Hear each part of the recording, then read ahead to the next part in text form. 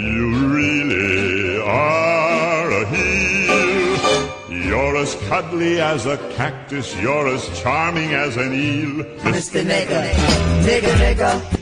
You're a bad banana with a greasy black peel. Black, destitute of light, devoid of color, enveloped in darkness, hence utterly dismal. You're a monster. Mr. Nigger, nigger, nigger, nigger, nigger, nigger. Privileged black male, young academic in the New England area. Hope you're warm, sir. Yes, sir. Good to hear from you. I'm an invisible man. Like others before me, I'm learning that I owe my invisibility not to some biochemical accident or some supernatural cause, but rather to the unwillingness of others to notice me because I am black and I am male and I feel oppressed by my sex. From experience, I'm learning that my invisibility can serve as an advantage and a constant aggravation. I'm learning the effects of racism on the victim and the perpetrator. Educational scholars, policymakers, and teachers' preparation programs may convince the populace that they want more black male teachers, but this is an open contradiction that one would assume to be colorblind and defend whiteness indirectly, while simultaneously creating boundaries and perpetuating racial and ethnic segregation in the urban inner-city school system. I have been attempting to teach for 8 years, and I have been angry for some time now. I sit with my thoughts, and my anger grows in intensity. It grows in intervals. This anger may seem to subside, but it remains there haunting me. Yes, I am angry, and I believe my anger is trying to communicate that I don't like this. Stop. What I have experienced is not just. I don't want to be treated this way. Most of all, I have become angry with myself because of my submission. I do not doubt that I was set up to fail because those that classify themselves as white possess the power that I lack, and even if I follow all of their rules, whites still possess the overwhelming power to alter my life. I have learned this from experience, not because it is constantly televised. I know this because I should be a certified educator now, and I'm not. My anger is my form of grief. Rather than just being destructive, I have decided to use my anger to foster a greater connection to my environment. The idea struck me as I watched 4 black high school teenage boys strike another black boy to the ground, hitting him on the back of the head while he wasn't looking and proceeding to stomp in his skull. They were angry naturally and decided to use fighting as a coping mechanism, otherwise normal behavior. Get that dirty motherfucker. This is what he deserves. I stood there in shock because there was nothing I could do. Teachers began to close their doors as I shouted out for security, which took 5 minutes to arrive. I had 2 options. I could watch these boys skull stomp in the hallway outside of my classroom or behave like my colleagues and close my door. I decided the latter. It was at this moment that I thought about the trauma of my childhood. At my workplace, a black male student getting stomped out is not a random occurrence. Skull stomping happens all of the time. Students usually rush from other classrooms to record it to be the first to upload it to Facebook. My other colleagues watch these fights in their free time. Upon hiring, I was told by the school administration that these things happen. I am never given a lesson plan, so I create my own. I'm expected to give every student a passing grade regardless of effort or attendance. I was hired not to teach black teens, but to babysit and falsify grades. Students are expected to use their devices to access the online platform to participate in this class. Students are expected to watch videos and answer questions. Genuine lesson engagement does not happen. Instead, there is a purposeful confusion that lacks order. Students leave the school during my class to buy bacon, egg, and cheese sandwiches and self-medicate with marijuana. Then they sneak back into my class so they can both record and watch TikTok videos during class time, standing up, walking around with no headphones and the volume turned up to the highest setting. Often, while I'm going over instructions to an assignment, Students will stand, place their phones against the chalkboard, and record themselves dancing to the latest dance trend. This behavior seems to be entirely acceptable for academic administrators. Both my parents never graduated high school. I can't and do not talk to them, and I am teaching in the same classrooms where my mother learned, met my father, and decided to give birth to me at 16. This realization made me ask myself, why am I here? What am I doing? 2 years and 4 months ago, after repeatedly failing Practice 5039, which prohibited me from participating in my student practicum placement examination and graduating on time, I began working at the location where I now teach. I took over for a black teacher who had me teach the Crucible, whose major themes focus on the destructive power of lies, the importance of reputation, hysteria, and corruption. The Crucible serves as a historical drama, and it offers an emphasis on the symbolism behind being black and invisible and being white in America. I had a class of all black males. I decided this would be an excellent opportunity to teach these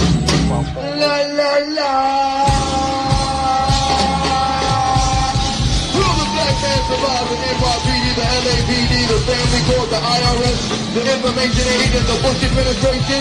Stay tuned as this exciting new Black Man adventure unfolds right here next week. Same black time, same black channel.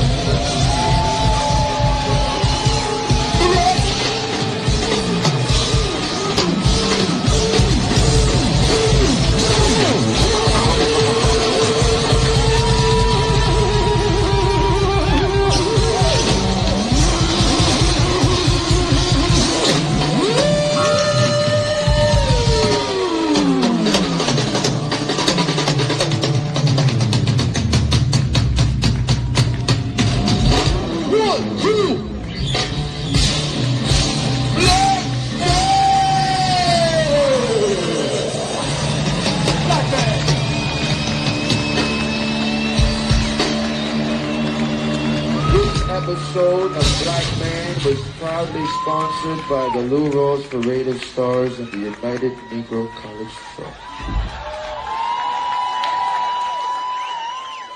Shout to Lou Rawls. Shout the young academic. Context of white supremacy. The worthless Negro from Virginia, a.k.a. the Black O.J. Simpson, Gus T. Renegade, in for another broadcast, hopefully to share constructive information on the global system of white supremacy. Today's date, Wednesday, November 26, 2025. So I have been told. We've been here for 17 years. Feel like I said it so many times. We have the best introductions for a radio program podcast. You have to remind people. Now, why have I said that for so long? Oh, yeah. And we have so many unique introductions for the program, like the one you just heard. Like, I love that, but it can only be used one time. Now we got two uses in. First time I used that was Dr.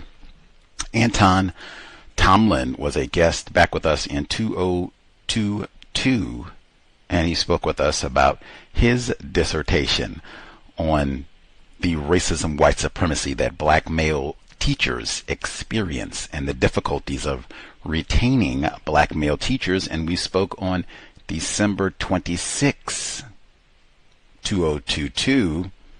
Can only use that intro because it's got the Grinch theme and all that in there. Can only be a seasonal thing. So we are here again, same time of year, and November 26 this time for the same subject matter in 2 years? 3 years, 2022, 2025. We have made no progress with privileged black male educators, and I mean zero. Things might, in fact, with Department of Education, might be getting worse. We've got a number of educators who listen to this broadcast over the years. This is a subject matter that we've talked about frequently. In fact, when I was flipping through the index or references, sources cited for our guest's work for today, I saw a number of familiar names. Dr. Travis Bristol was with us, 2015, black male. Dr. Nathaniel Bryan was with us in 2022, a few months before Dr. Tomlin, if my memory is correct, because we talked to him at the beginning of the school year.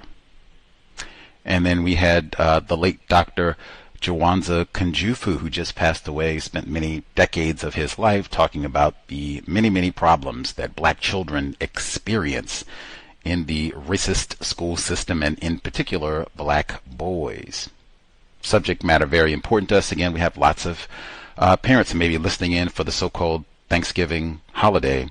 As they say, maybe you can grab your children, listen in. If we have educators, you can listen in and or dial in. I'll give the number. If we have any, especially black male teachers, maybe you can listen in, share a thought or two. The number is 720-716-7300. The code 564943 pound. Press star 61 if you would like to participate.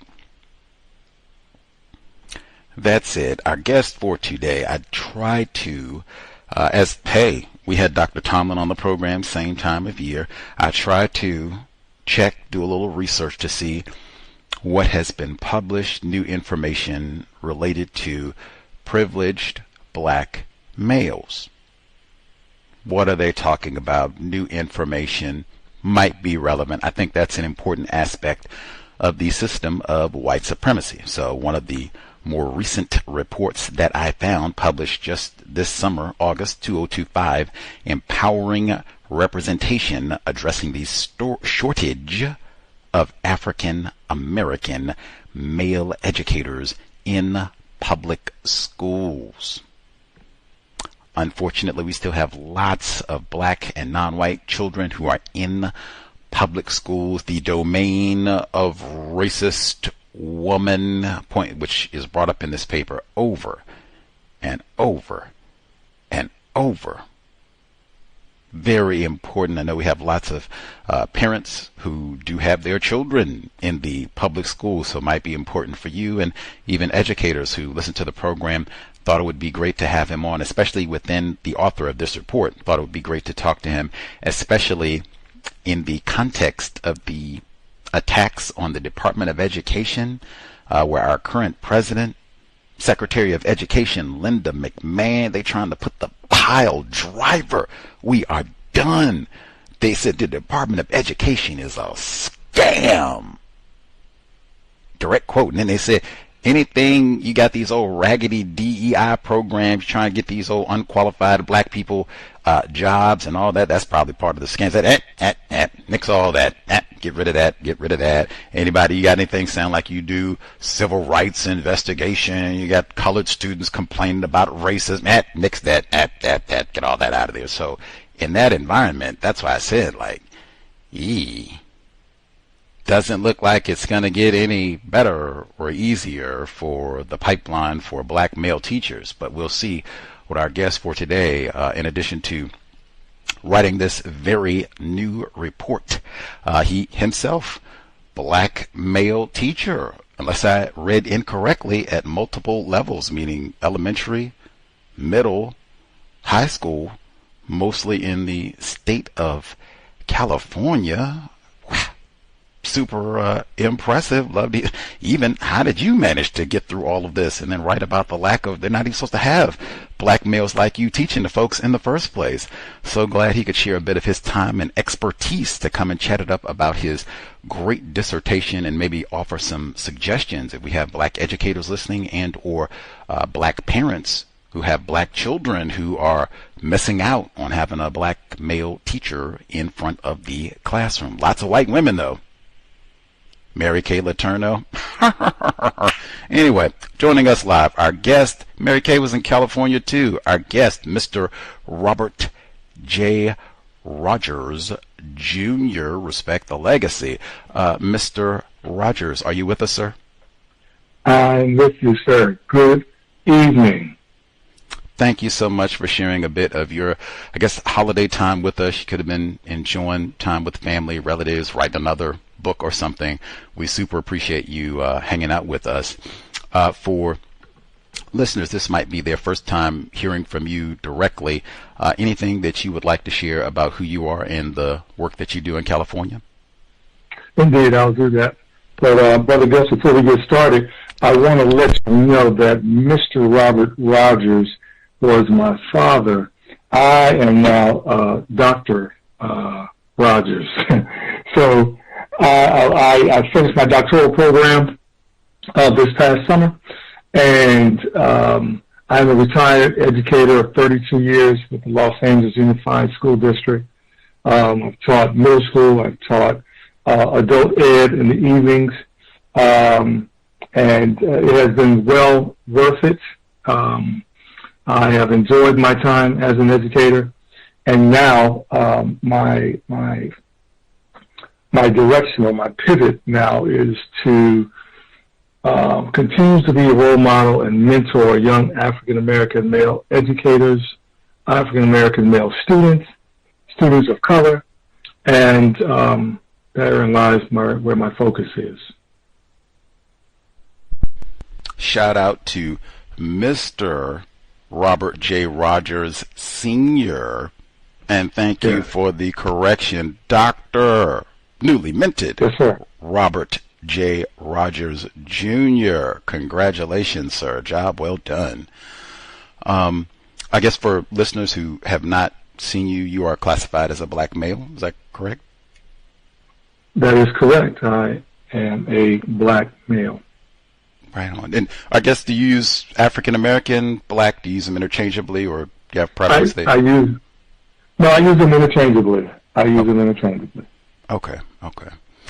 I guess before we get to your brand new dissertation with so much great detail, I guess you are joining us live from California. Is that true?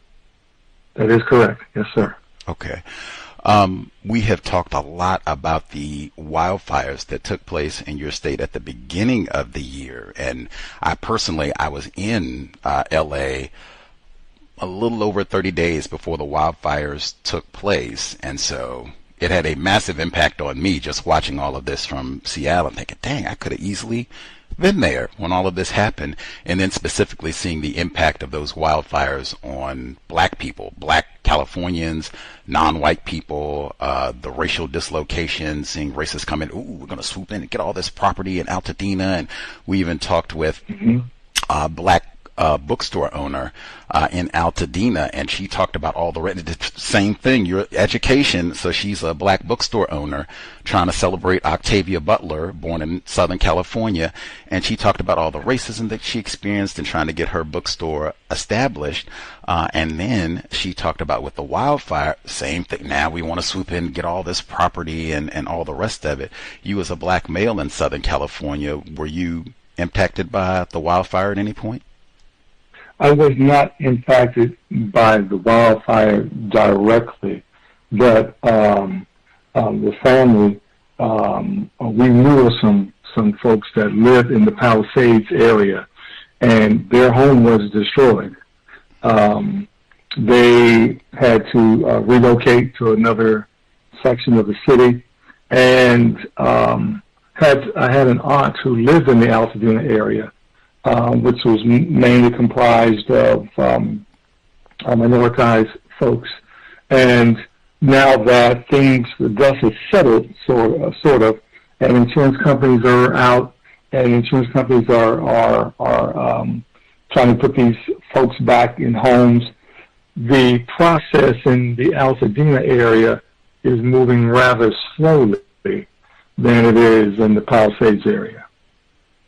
In the Palisades area, you're talking your upper middle, your upper class folks, whereas in your Altadena area, you may not have the totality of that demographic working over there. When you have to deal with folks of color, the wheels move a little bit slower, and they're feeling the brunt of that.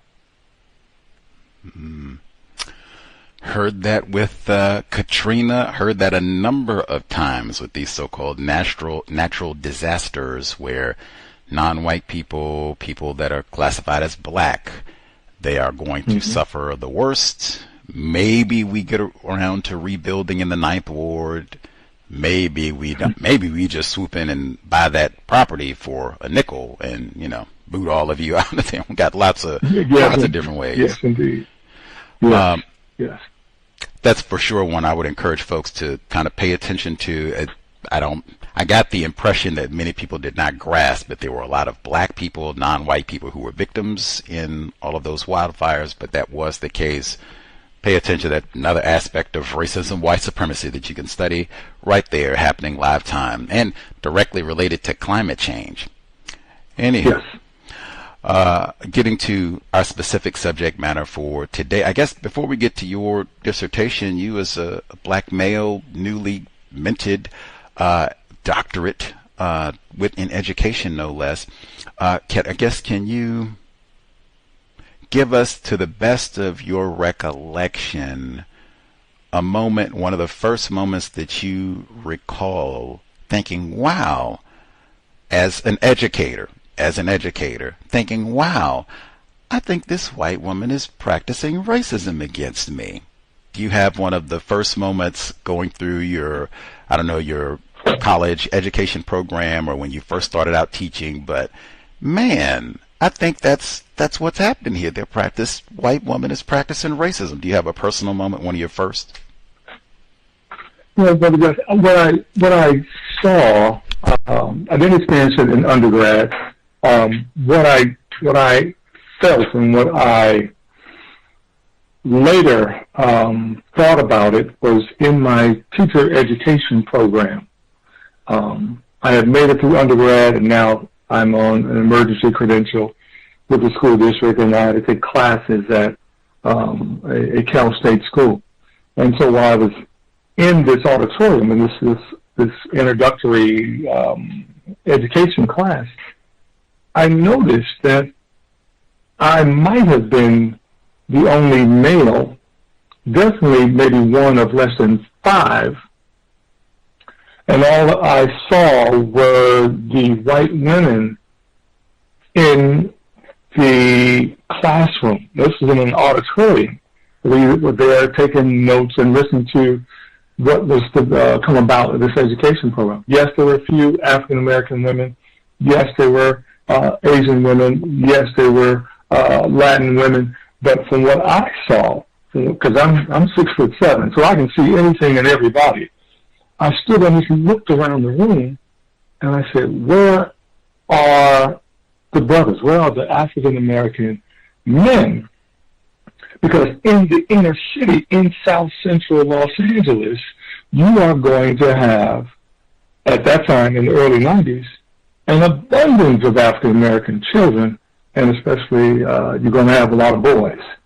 And when you are tasked with you are charged with the task of being everything and anything for these young men in this particular area, because you got to remember, we're coming out of the crack epidemic in the 80s, and now these young babies are now growing up, and in the early 90s and 90s, they're now becoming and going to school and being raised by grandmothers. So there's no father figure in the home. But as I went to this education class, the very first one I had in 1991, I was one of a few, and I said, this doesn't look right. This doesn't look right. This doesn't look right. That's what I said to myself. And so that was probably my first brush with understanding what it's like being, how should I say it? What it's like being looked at or scrutinized or viewed as someone who may not fit in, who may not or shouldn't be here to some degree. I was looked at as an African American male educator, being one of a few that I didn't belong because the numbers dictated that. So that would be my earliest recollection of racism in teacher ed program. Wow. Now that is fascinating for an area like Southern California, which is not Idaho, Montana, South Dakota. These are places with very low populations of dark people. Like, that is not Southern California at all. Like, you have tons of non-white people. So to have an environment of teachers where as he's saturated with white women, which is generally the case, and he's sprinkling a few non-white females here and there, but no privileged black dudes. Wow. I guess with a situation like that, now, did you interpret that like, I'm not welcome here, I don't feel like I belong? Like, I guess I have two questions. One, I've been in academic settings like that all the time. In fact, in an academic setting, it would be bizarre if it didn't look like that. That said, it's very rare that anyone points that out, and particularly points out the incorrectness of this. Like, hey, what, Leroy needs to be here? What, did anybody in that setting say, hey, Brother Roger, there should be more of you here. We need to do something about that. We're going to have it. Did anybody come up to you and address that sort of thing as a problem that needs to be corrected? It was mentioned in passing. Wasn't really mentioned directly. But my thing was I had an issue with the admissions process of getting in the program, and I know that grade point averages do affect how you get into the program, or grade point averages determine if you get in or whatever. It seems like, and I talked to several other African American male educators at that time who were in it with me, that we always had to apply to get into the program and be put on probation because our GPA wasn't a 3.8, 3.7, 3 whatever coming out of undergrad. And it seems like that just a group of African American males, yes, we didn't do our best as well as we could have in undergrad. Yes, but we did graduate. Yes, we somehow have the love of teaching. We have the desire to teach. We feel that it is a calling of some sort for us. And so there was always extra hoops and extra things that we had to maneuver and jump through in order to get our rightful place. And looking back on that, it was really a problem. And in some studies that I've read, those are barriers that are put before African American males that are desire to be educators coming into the field. That there are far more hurdles to jump than those teachers that have already situated in their classes and have the books and things of that nature.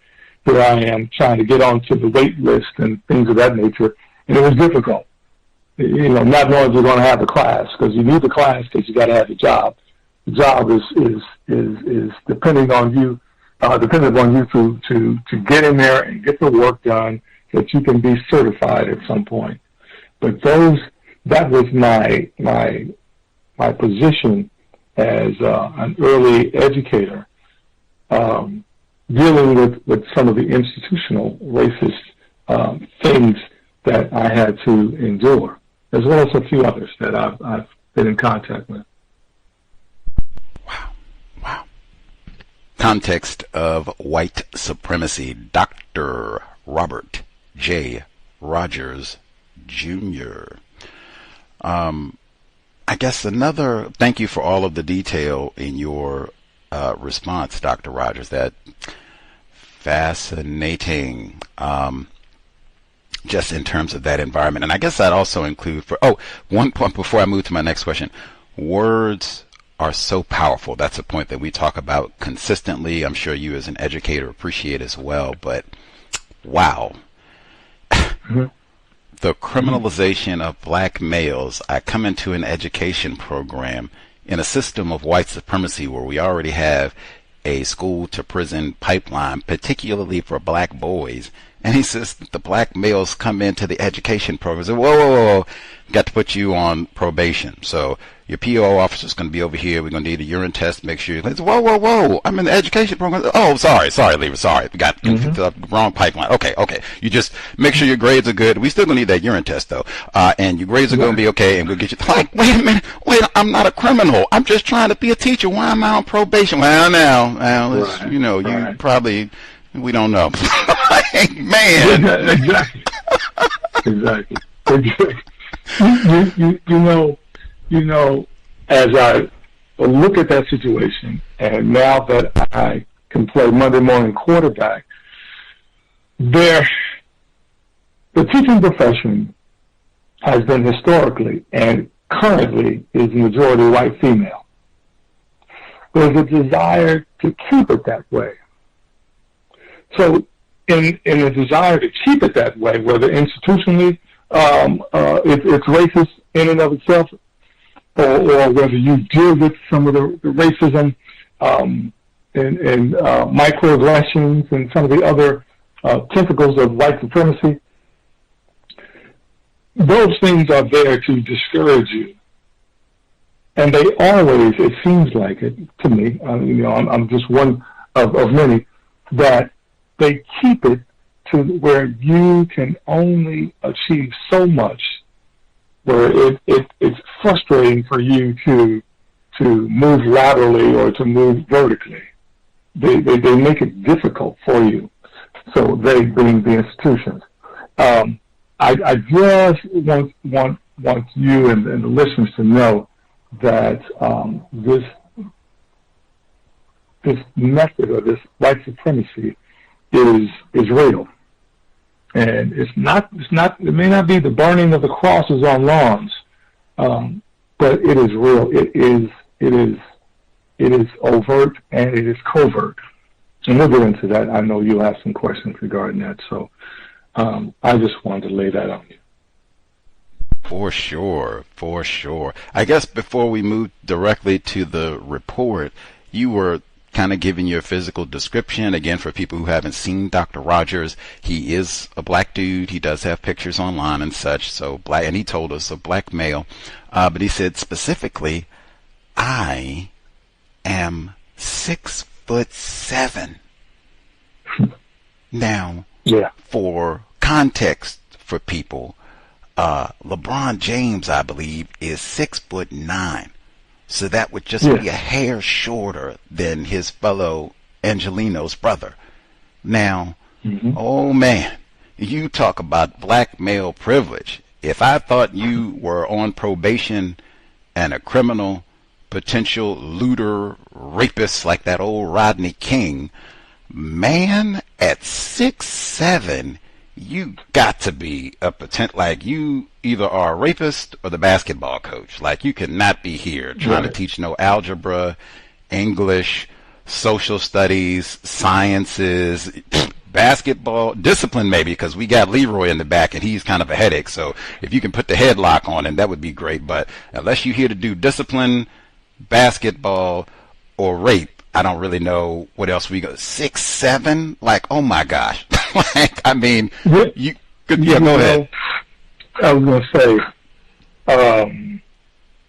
I happen to have, I was so blessed to have a mother who is a former educator, and her advice to me after letting me know that I was needed in the profession, she told me, she said, listen, son, I would love for you to go and teach elementary. High school may be a problem for you because you're still young, and the young ladies may they may bat their eyes a certain way, and you don't want to put you in that position because your profession is at stake. So go down and teach elementary level. You'll love it. So I went to the elementary school level, and I thoroughly enjoyed it. So at 6'7", I didn't have a problem with classroom management, as you can probably assume. When I walked into the classroom, they knew exactly who was in charge. I didn't have to have any special 1, 2, 3 eyes on me gimmicks and things like that. No. When a 6'7" black man comes into the room, all I have to do is stand in front of the room, and your eyes will be on me, and we will be getting down to business. Did the many white women who were substantially under 6'7", did you become automatic disciplinarian? Like, oh my goodness, Mr. Rodgers, come on in here because you got to do the headlock thing. Yes. For some, they would send their kids to me, and they would want me to scare them and all that. But as I look at them, I'm the little fella, mainly little guys, little black boys come in, and I'm not here to scare them. I'm already scary enough. Why do I need to scare him even further? So I'm sitting next to me by my desk, and I just talk to him. Because where else is he going to get someone who's going to just talk to him? And then let him know, hey, listen, I understand you having a bad day. We all have bad days. But there's some things you got to do, and there's some things you don't have to do. Because if you come back again to my room, then I got to go with you, and we're going to have to call Big Mama. We're going to have to call your auntie. We're going to have to call your uncle. And if they're not home, then I'm going to have to walk you home, and then I know somebody will be home when I get there. So I took it there. I wasn't thoroughly interested in just scaring children. I'm already scary enough, just with the height. So, no, I turned it around. I didn't want to be that individual who kids were just like totally afraid of, because I enjoyed them. And later on in their educational career, as they come up to 5th grade and 6th grade, they're going to be in my classroom. They're going to remember the things that I said to them and did with them. If they remember that I did talk to them, and I did share a different side that they might have been used to, fine. A couple of times, Gus, and I have you move on after this, teachers came back to me and said, you know what, he came to your room, he came back to my room, and he wants to come back to your room again. Well, yeah, because I got a role model and mentor this young man where you may not have the ability to do so. So, yeah, elementary school was fantastic. Wow. Scaring black children. They've been doing that plantation days. The Klan, we talked about that. They come burn the cross on your yard. That's a terroride. You jump on your Leroy. Anyway, before I get to the dissertation, Empowering Representation, Addressing the Shortage of African American Male Educators in Public Schools, some of which we have already done. When we spoke with Dr. Tomlin, one of the most important components of our dialogue, to me at least, he wrote his dissertation, which was facilitated, judged by mostly females, Mm-hmm. And he said that, hey, you can't put everything in a dissertation. You have to be edited, and you have to limit things down, scope, which I'm sure you know very well, better than I. And he said that one of the things that he cut out, he did a similar study where he interviewed different black male educators to talk about their experiences, racism, blah, blah, blah. But he said one of the things that he left out of his report, half of the black males that he talked to faced some form of sexual abuse on the job, either being propositioned by a female educator or something of that nature, and even sometimes in the teacher training program. We even had some of our callers who are black male educators talk about the exact same thing, and that ended up being an obstacle for black male teachers. Have you personally or either indirectly experienced that in your teaching profession? I can honestly say I have not experienced that. I came with the sole purpose of educating, and oftentimes, I would say 95% of the times, teachers would always go to the teacher's lounge and relax and have a good time amongst each other. I spent my time in my classroom alone, close my door, and then whether I'm preparing for the next lesson or art project or just having some quality me time, I spent it in my room alone. I had a father who was in white corporate America, and he always informed me that you keep people out of your business. That it's okay to fraternize on the job, doing things connected with your colleagues on different subject matters or on Christmas programs or whatever. But you don't cause issues and problems on your job. You need your job, son. That's what he kept telling me. So me knowing that, I did all the things I had to do to protect it. Because I did not want someone to accuse me or someone to say that I came on to them or receive those advances as well. I just didn't want to let that be a part of my experience at the school here in South Central Los Angeles. And I said, no, I'm going to do the right thing. I'm going to keep my head above water and know and understand and reaffirm why I'm here. And I see these children every day. They give me energy. They give me life. They give me a sense of purpose. And that is where I am going to deal with. So I'm going to deal with from the time I start at 8:30 to the time I leave at 2:30 in the afternoon. But I did not come across the ideas of women coming on to me and that kind of thing. No, not at all. I wouldn't allow it. Brilliant code. 2 shout-outs for Robert J. Rodgers Sr. You need your job. Keep your business to yourself. That is, wow. Sound like he got a PhD too. Maybe we got 2 doctors in the family. And stay out of the teacher's lounge. I love it. He sound like keep to myself, minimize contact, work on some projects and what have, keep my door to the room closed. Love it, love it, love it. He earned that doctorate right there. Your dissertation published in August of this year, Empowering Representation, Addressing the Shortage of African American Male Educators in Public Schools. Now, dissertations, I know some people, they write these and they already have in mind like, ooh, I'm going to make this a book and, change up a few things, maybe add a chapter or what have you, and make this for, lay people or at least a broader academic audience. Did you have any goal, like I'm writing this dissertation with a specific audience in mind, or was this just, hey, I want to get my doctorate, this is what I want to research?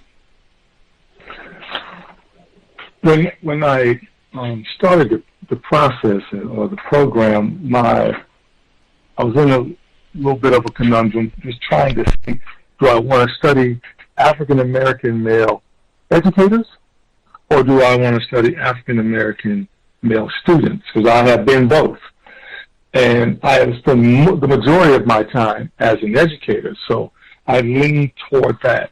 And what I wanted to do was get my writing behind the idea of the importance of the African American male educator.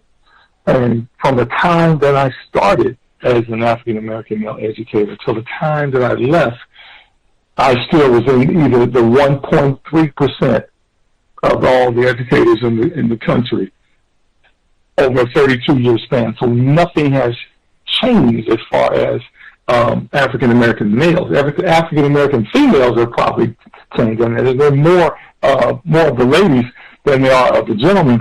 But I wanted to tell the story, and from the standpoint of an educator, and what can we do to empower representation. Spectacular.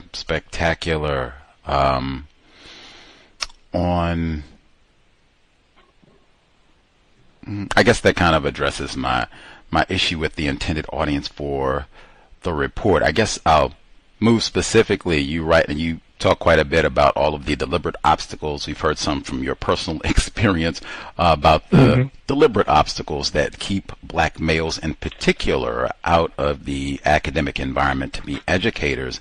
And you write specifically, this is on page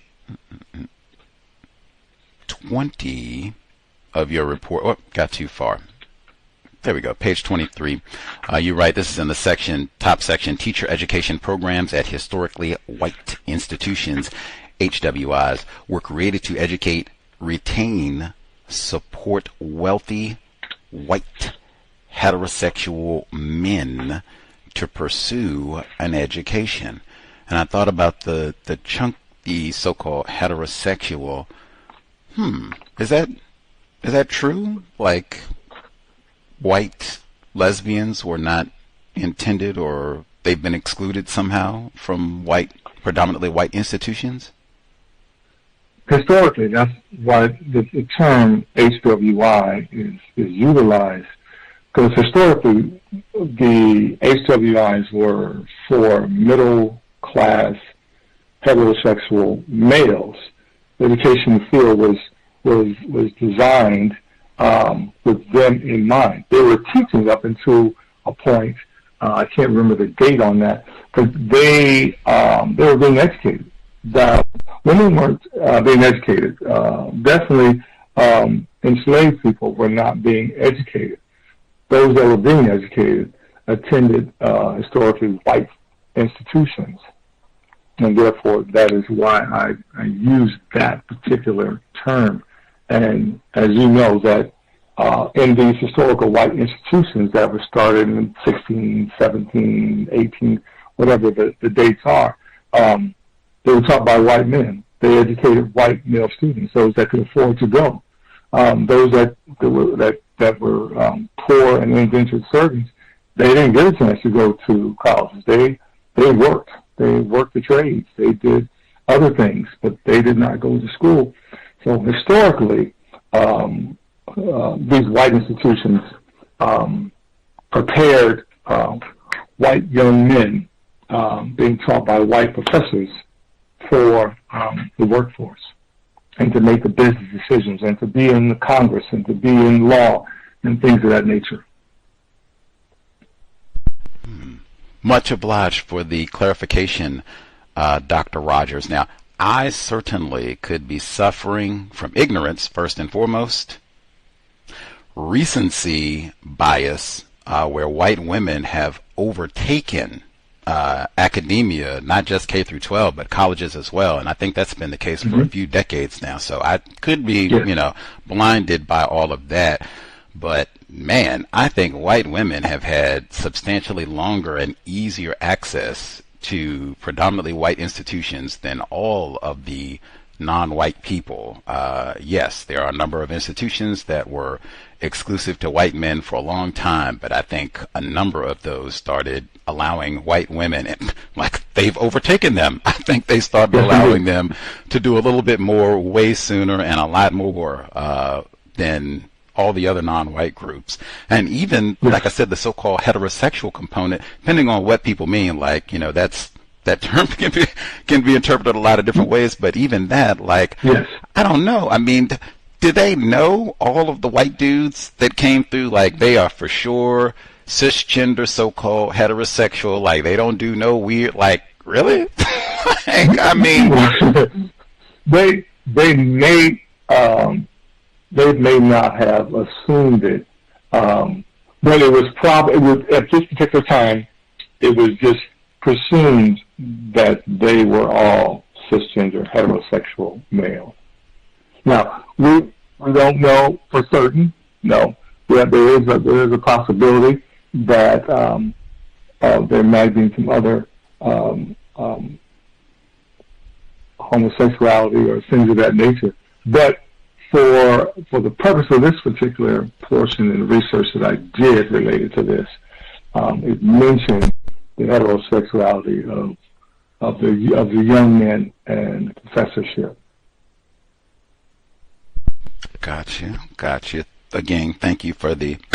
I just asked because frequently I do hear people compare, not you necessarily, but I do hear many people conflate the plight of white women with non-white people, and I think that is just a massive error. It's not supported by evidence, and also it kind of removes white women from being thought of as racist. You cannot have a system of white supremacy without racist women, and particularly the school. Right. If there is a racist pipeline, my goodness, white women have got to be the main culprits responsible. I mean, 82%, they gotta be, at any rate. The portion, this is just moving a few pages down in your dissertation, where you write, with all those, this is on page 25, bottom paragraph, with all those impending factors, African American male educators cannot be effective or successful in teacher preparation programs at predominantly white institutions.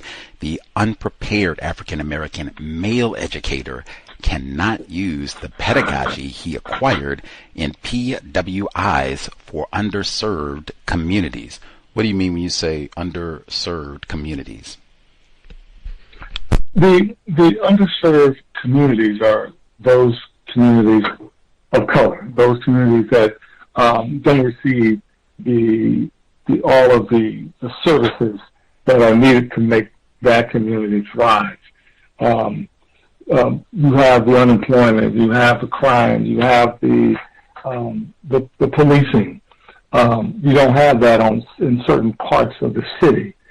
The underserved communities are those that are needing assistance, and those educators, those African American male educators, need to go into those communities equipped to handle all of those ills that students may bring with them into the classroom.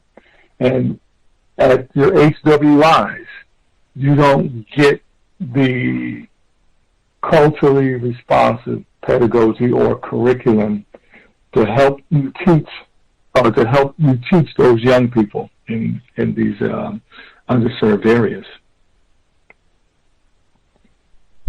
Okay. Yep. Making sure I got it. Underserved areas, these are non-white, I think you said communities, non-white communities, where they do not get adequate services, adequate curriculum, all the things you would need to be successful in an academic environment, just kind of paraphrasing. In an academic environment and in a socioeconomic environment as well. The underserved are not being taken care of socioeconomically. Got it. Okay. At all areas of people activity being neglected. Yes, indeed. Yes. Are you familiar with author Neely Fuller Jr.? He wrote the code book for victims of racism, white supremacy. Is that familiar to you? No, I'm not familiar with that. Oh, okay. What is his name? Neely, Neely, and his last name is Fuller, Fuller Jr., like yourself. And it's the code book for victims of racism, white supremacy. He has a longer title, but that's kind of abbreviated. That would be enough for you to find it. But yeah, he wrote a book. It's all about, or several books, I guess, about white supremacy, racism. He focuses a lot on words and the importance of words in terms of how we talk about racism, what we mean when we say things and such.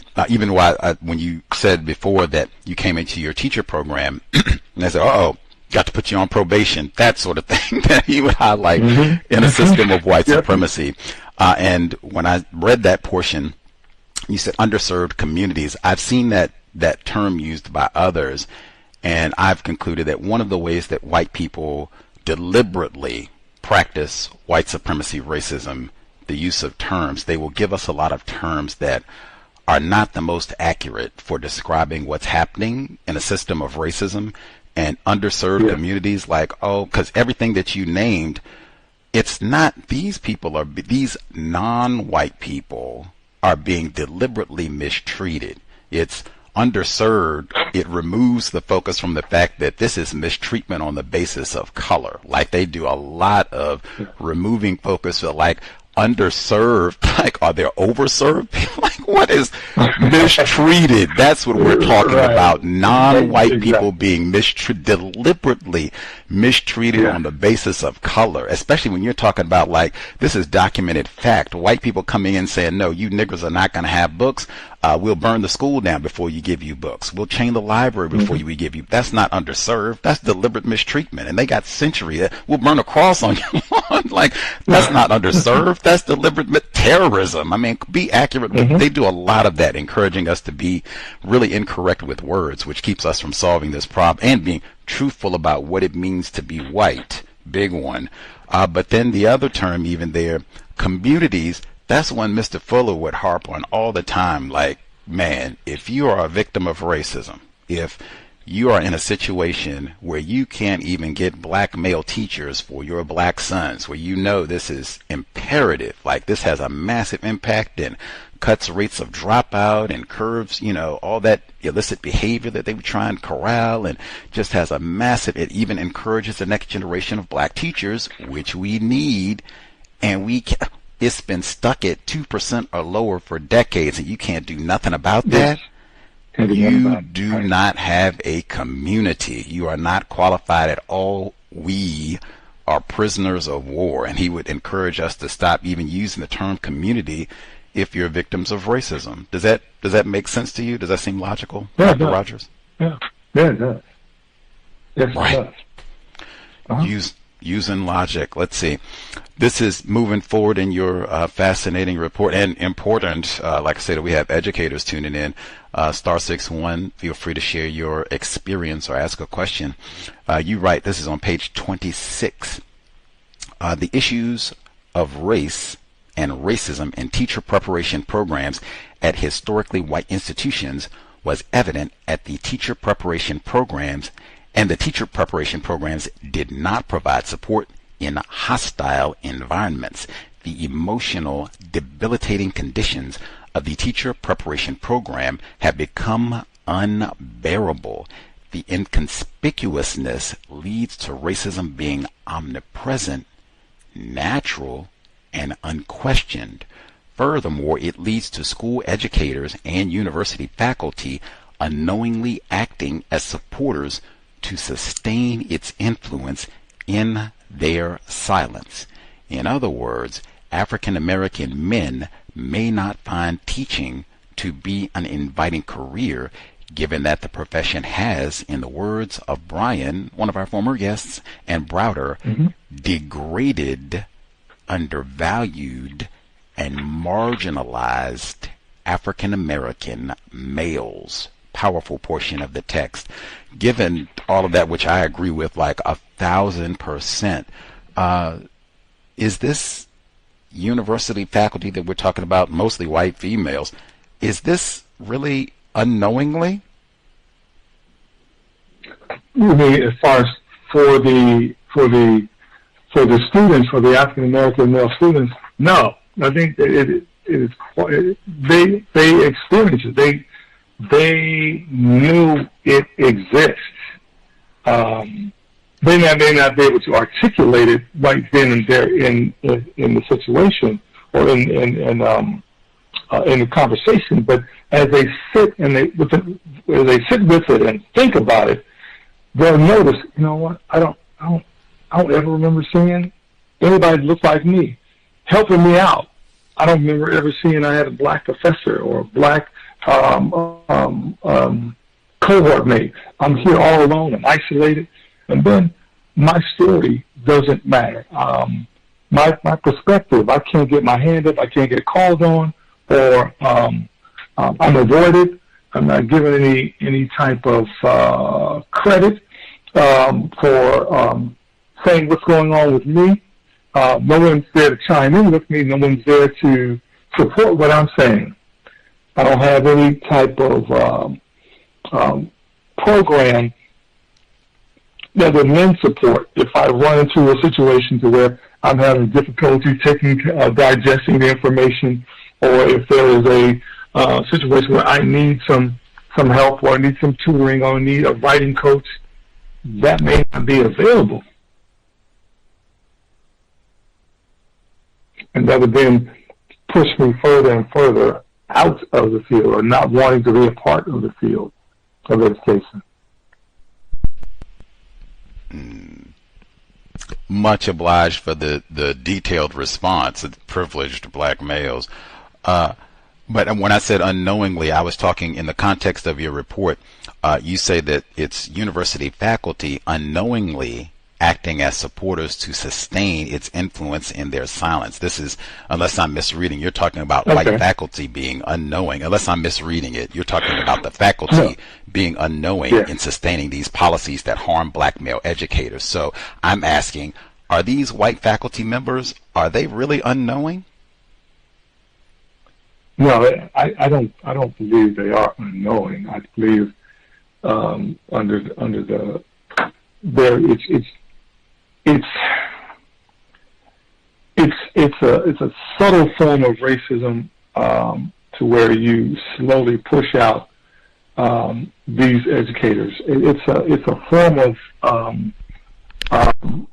racialized practice that if I keep quiet about it, if I stay silent about it, if I don't call it out, then let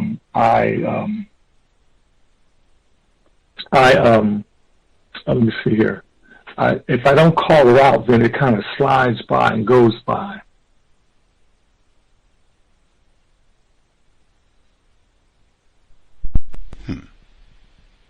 I'd say you make sure I'm not being dishonest here on no holiday. Got my mind on turkey and such.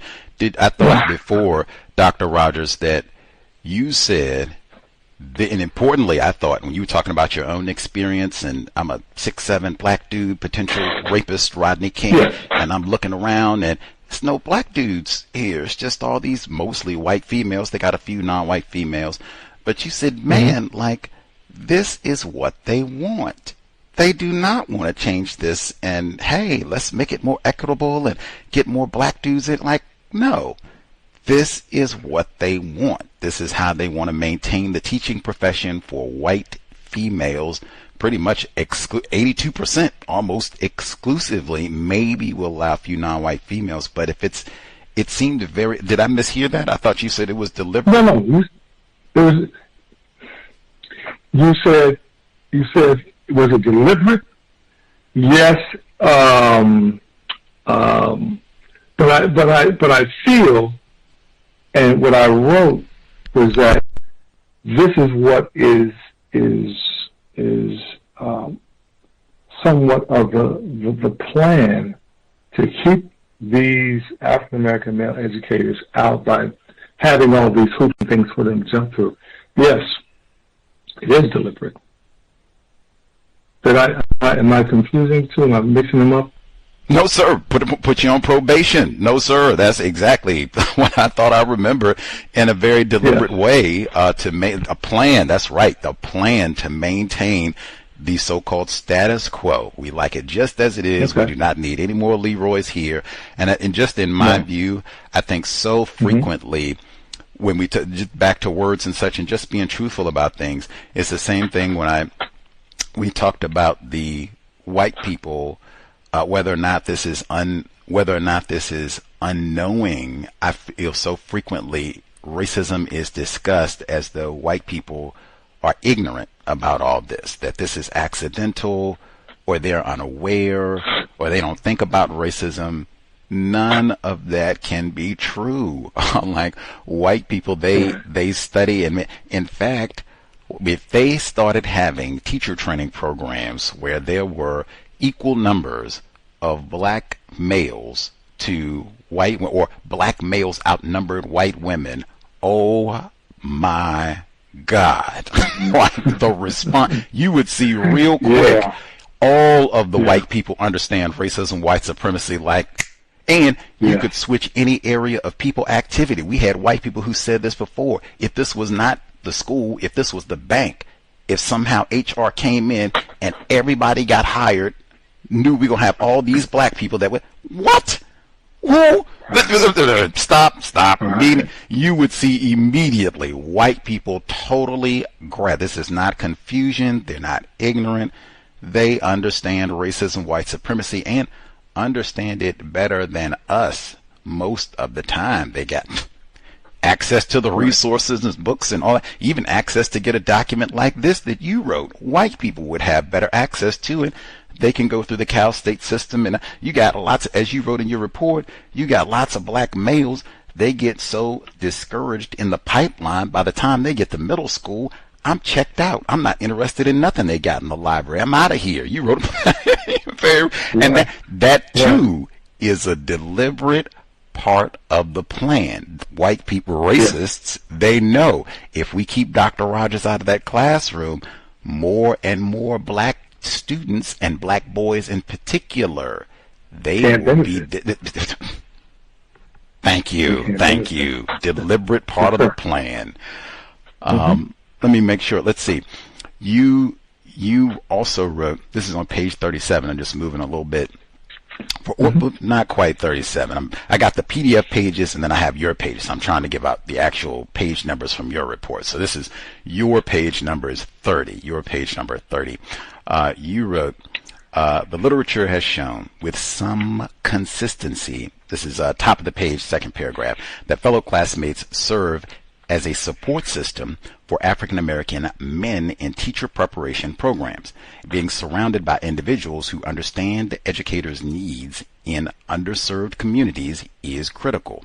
Teacher preparation programs at historically black colleges and universities subscribe to the belief that the training provides a complete involvement and saturation of African American culture and an understanding that it can be taught in classrooms across the nation.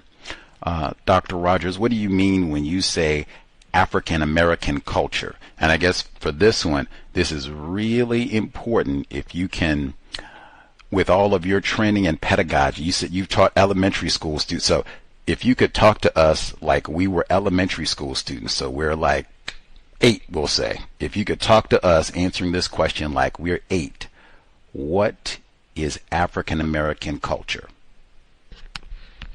African American culture is the totality of people that have come from Africa, and are here in America and have a style of music, a style of book, a style of literature, a style of cooking, a style of politics, a style of socializing, a style of athletics. African American culture embodies everything that African Americans do on a daily basis, and it involves all those different areas. So we can look at education, we can look at inventors, we can look at jazz artists, we can look at politicians, we can look at doctors, we can look at lawyers, we can look at educators, we can look at the totality of the African American people and find the wonderful things that they have done, and we can learn from each and every one of them. We can learn from each and every one of those areas, and then apply some of those great things into our science, apply those things into our social studies, into our mathematics, into our literature, into our arts, and even into our physical education. We can do those things. And we're just going to bring in an African American perspective that you all can identify with.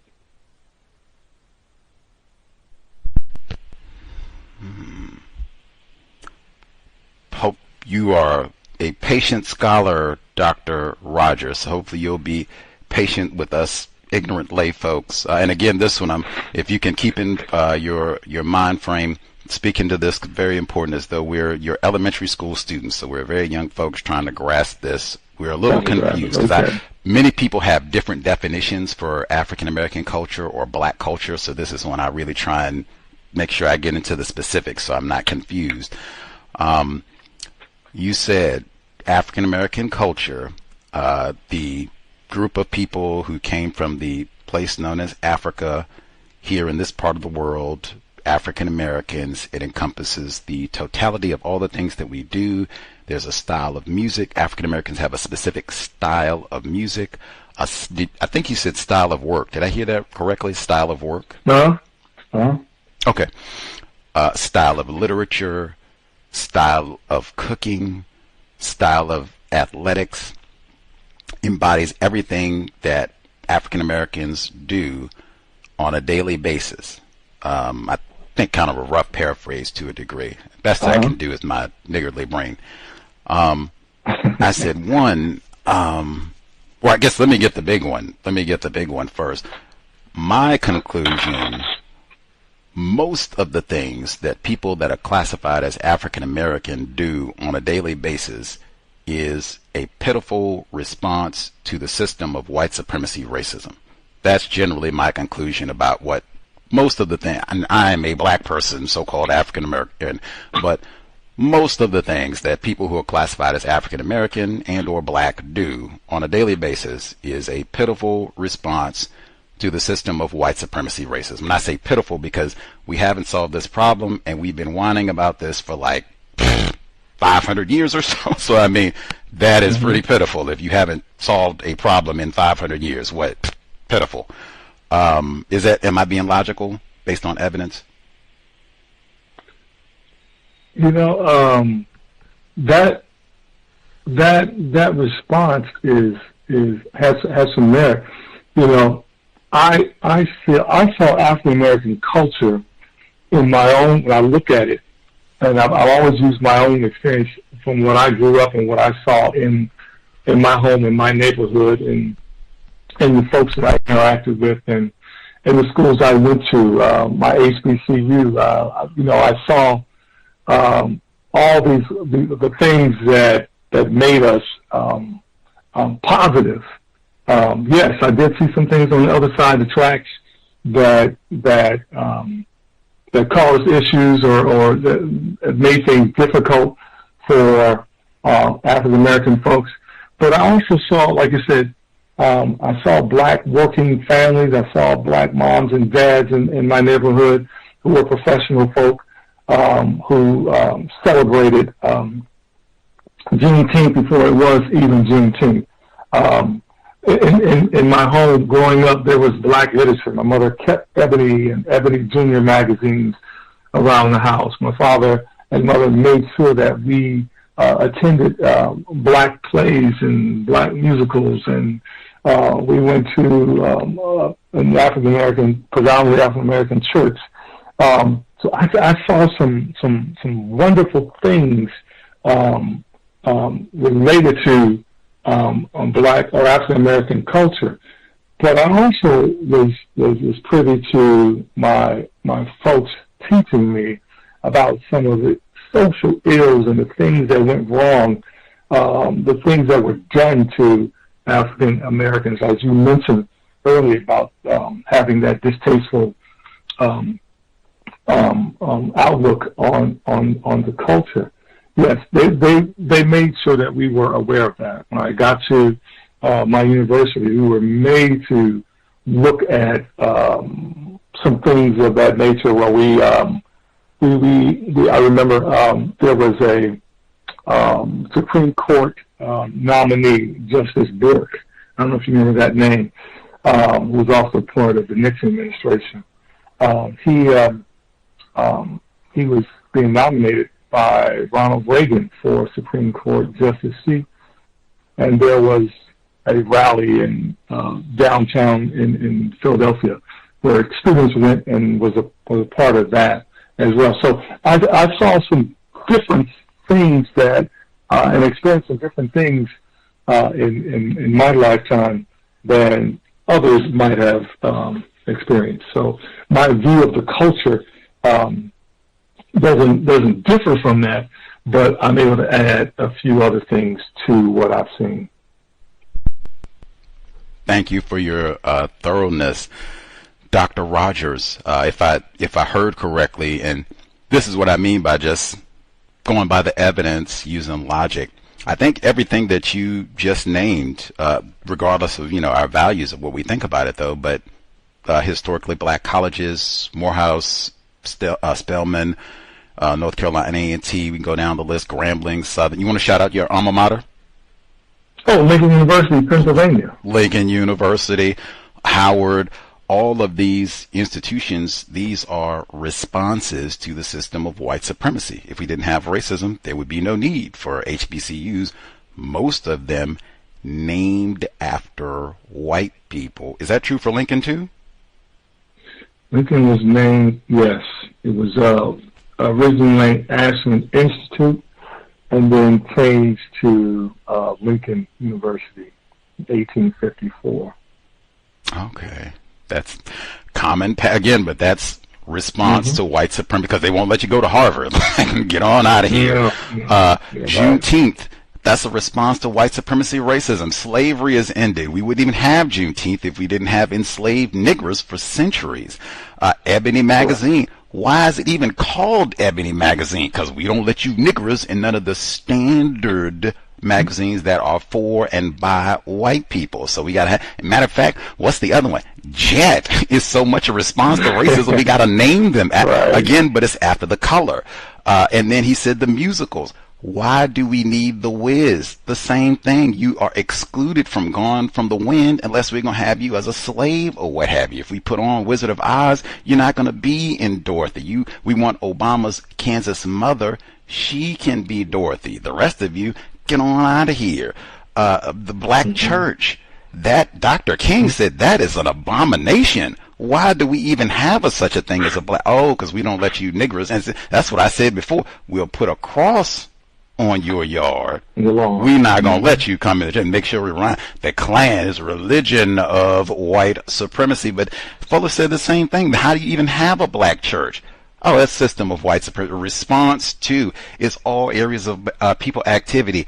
Literally, everything we do is a response to white supremacy racism. It's all areas of people activity. It's all etc. That's what goes back to my original point with all of this. Black culture is a response to white supremacy racism, and I just added the P word, pitiful, because we've been going through this for 500 years and we haven't solved this problem. I know for anybody else, if we were talking about Trojan football, they wouldn't tolerate 5 weeks of losing. This is unacceptable. Somebody got to be fired. We get a new coach. We get a new athletic director. You take them O.J. Simpson posters down. We change it. Let the Lakers lose 5 games in a row. We getting a new coach. Bron, it's time for you to retire. We're going to trade. You can run through 500 years. And Whitey been stomping us all over the world and in all areas of people activity. I can't put no other word on it than pitiful. If Lakers lose and Bron them lose 5 games in a row and they pitiful and they suck, well, we've been pitiful for much longer than the Lakers. Now, even that is a response to racism, white supremacy, because they do the Negro Lakers against the white Celtics and Larry Bird. Everything. Racism, that's saturated. You can't get away from it. And I can't even get to the black culture thing because I'm still a little bit confused on that one. So I got to go back to the black style of work. Like I'm in elementary school. What is the African American style of work? Hard work. Doing things the right way. Knowing that a job well done is required. That was a standard and expectation that we had in our family, in our community, and I have a premonition that it might be gone. You know what I'm saying? So, but there's a way that we did things. I would often hear my mother and my father say, we always stood for doing things a certain way, and we want to always do it and put our best foot forward. And that was the style of work I was referring to. Okay. What is the African American style of cooking? There's a way when we as African Americans we have a way of seasoning or making something out of nothing, or creating dishes, or adding spice, or adding the flavor, adding something that is true to who we are, not just regular old plain type of potatoes or whatever. We do things to add spice to it, give it more flavor, give it more texture, give it more pizzazz, I guess you can say. We tend to do that, to give our food more of a look and a flavor that you would be able to remember. That, hey, listen, you don't get this everywhere. You get this in our community.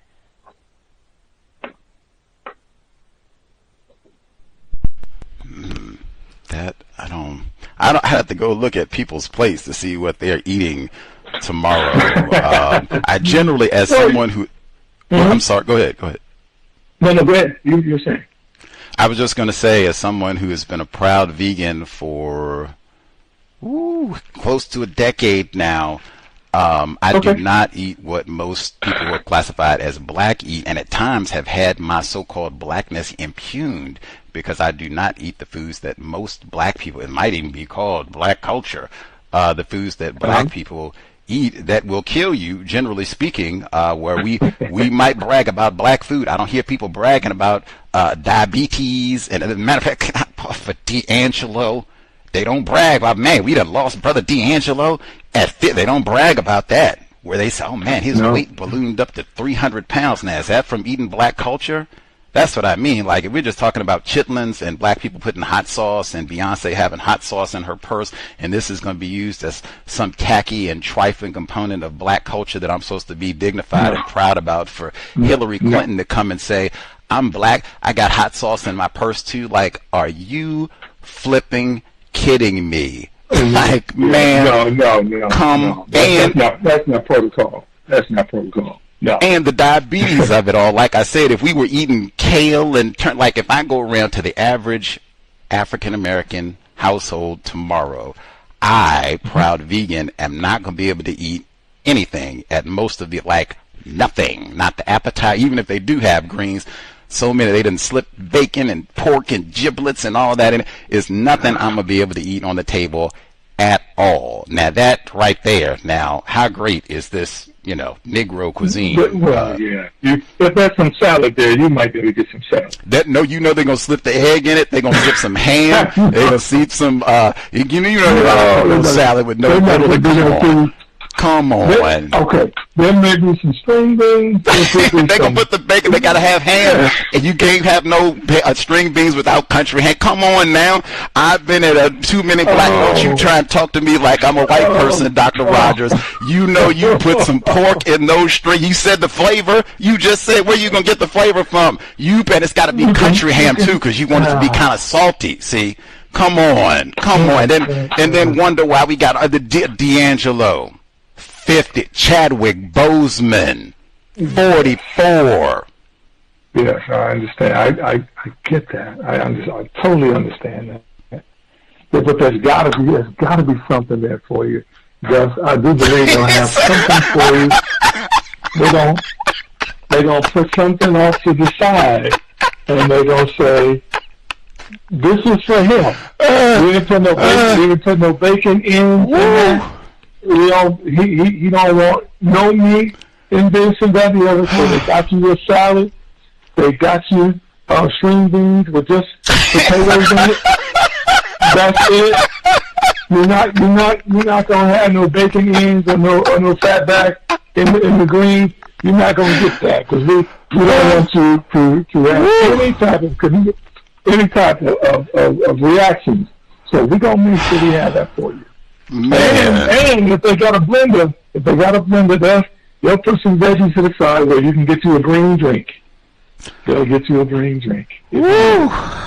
I'm a BYOB, Dr. Rodgers, just to be on the safe side, but I do thank you for the blender. But I mean, I have been around my share of black people for the holidays, and I know what we eat. I'm a BYOB just to be sure.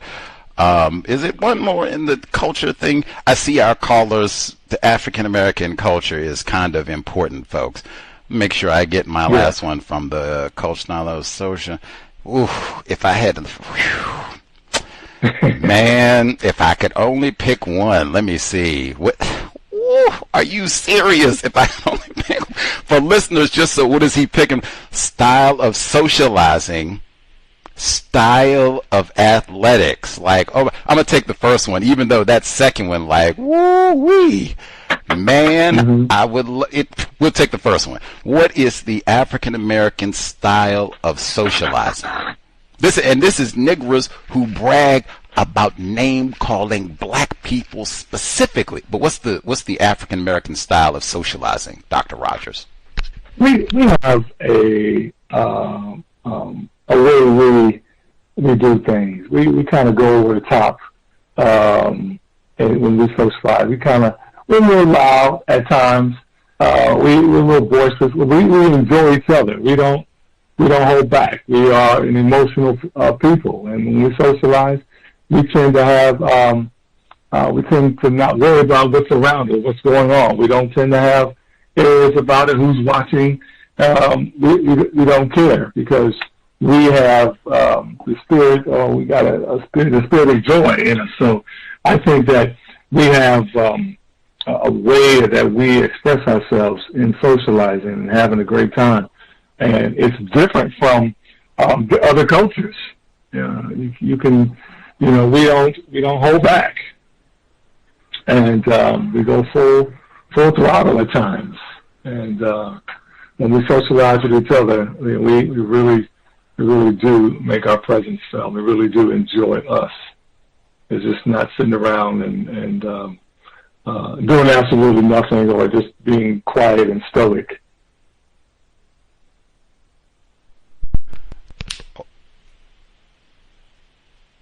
Are we black proud?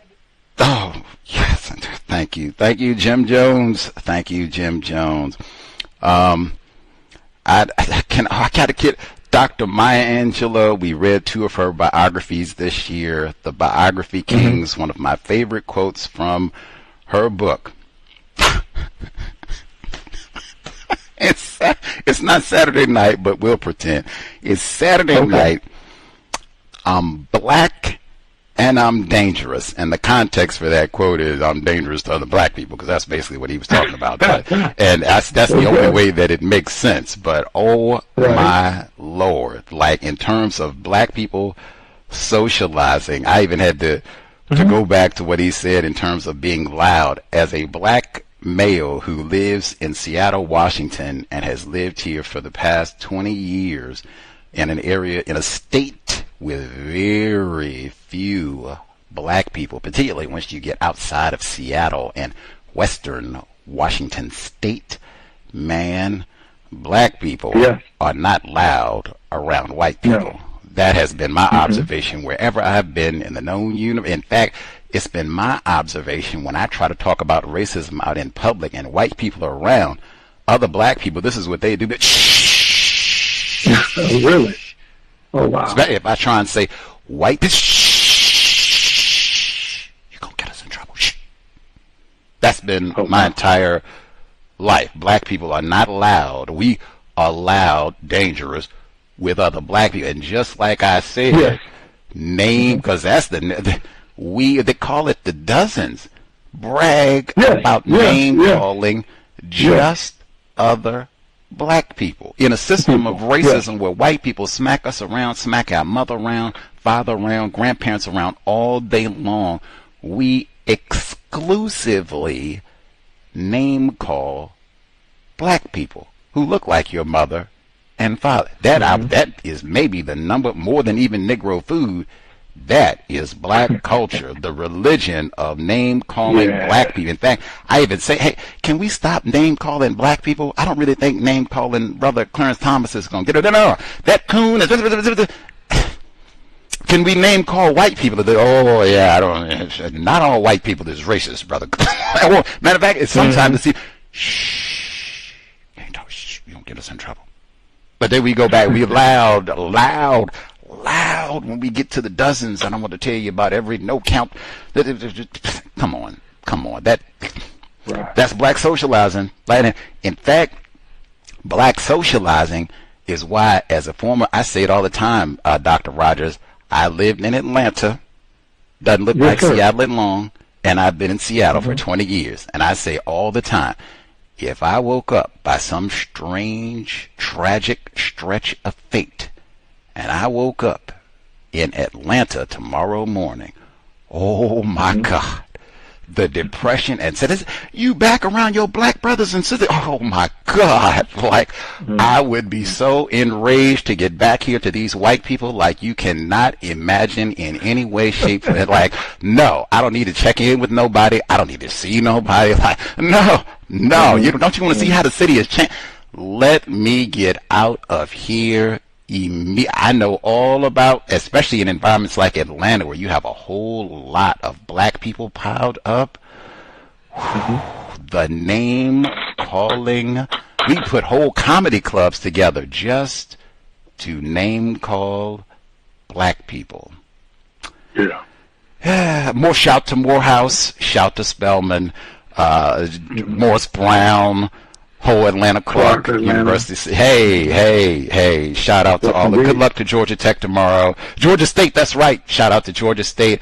Bulldogs, shout out to all of them. But I'm good on all. And he even includes in the report, I'll get some callers, they have produced tons of black teachers. They produce way more than they should for institutions that are robbed and looted by white people on an institutional basis. And I think all of those institutions in Atlanta are also, the HBCUs are also named after white people. I could be in error. Let's see. We'll nab a few callers in case we're missing black educators. Our caller, young academic.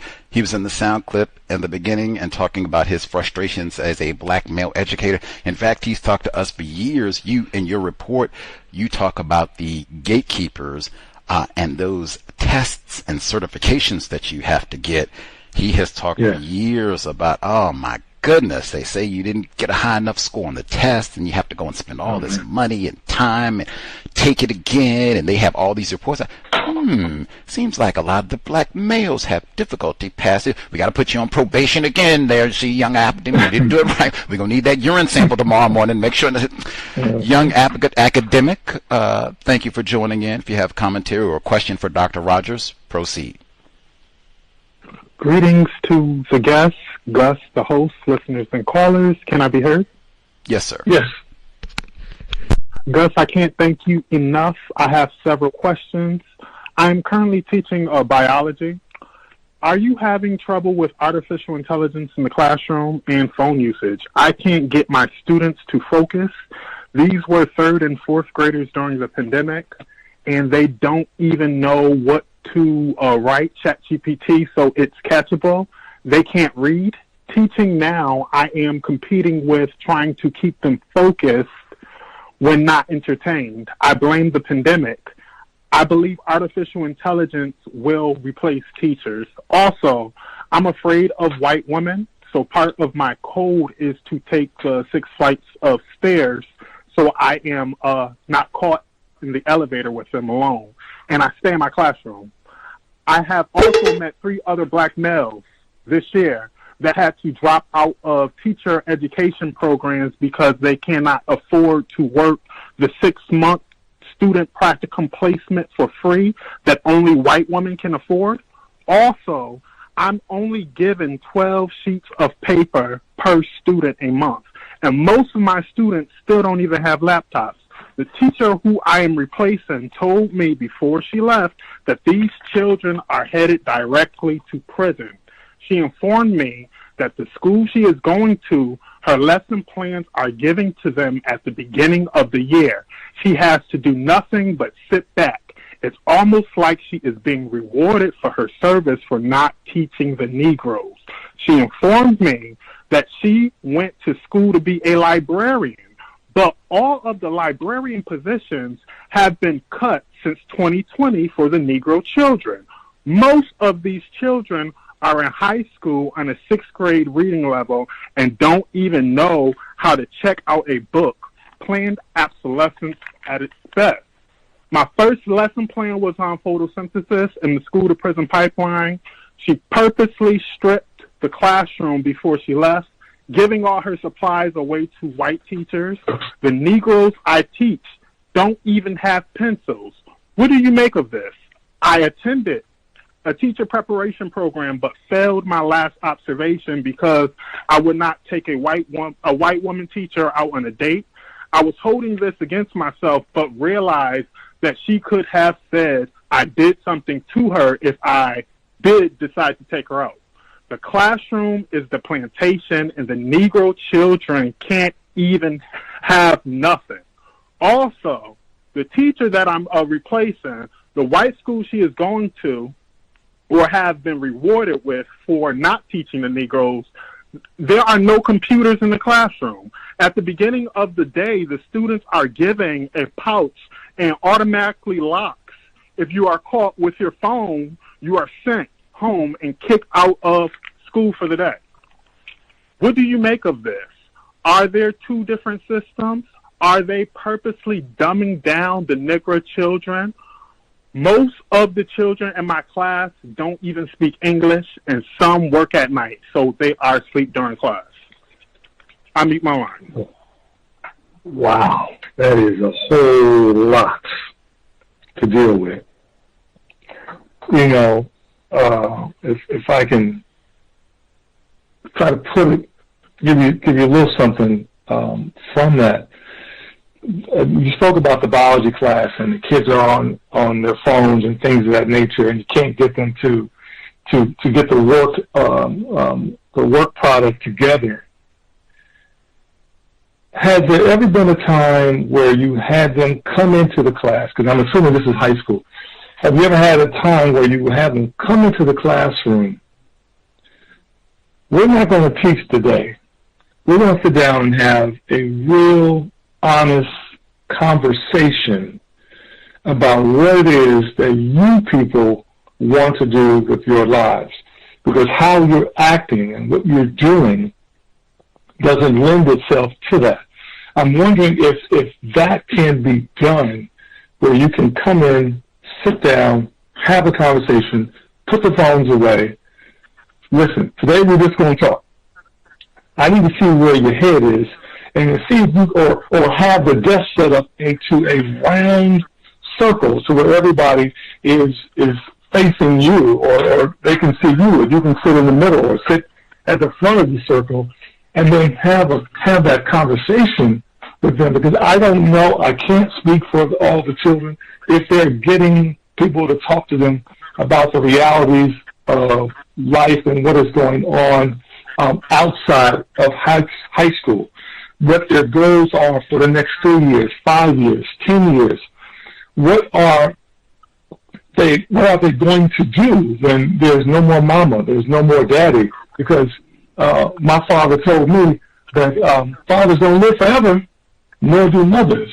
There's going to come a time where you're going to be totally dependent upon yourself. So if that be the case, then we need to have that discussion. And then we can move from that discussion to like, all right, listen, you're going to need this class to graduate. You don't want to be scrambling toward the end. You need to buckle down, bear down. And if I have to slow it down for you, then I will, because I want you all to succeed. But you guys have to be in agreement with me. You guys have to have an understanding that I'm in charge. I am required to do this for you. And we can move from there. I know you mentioned dealing with the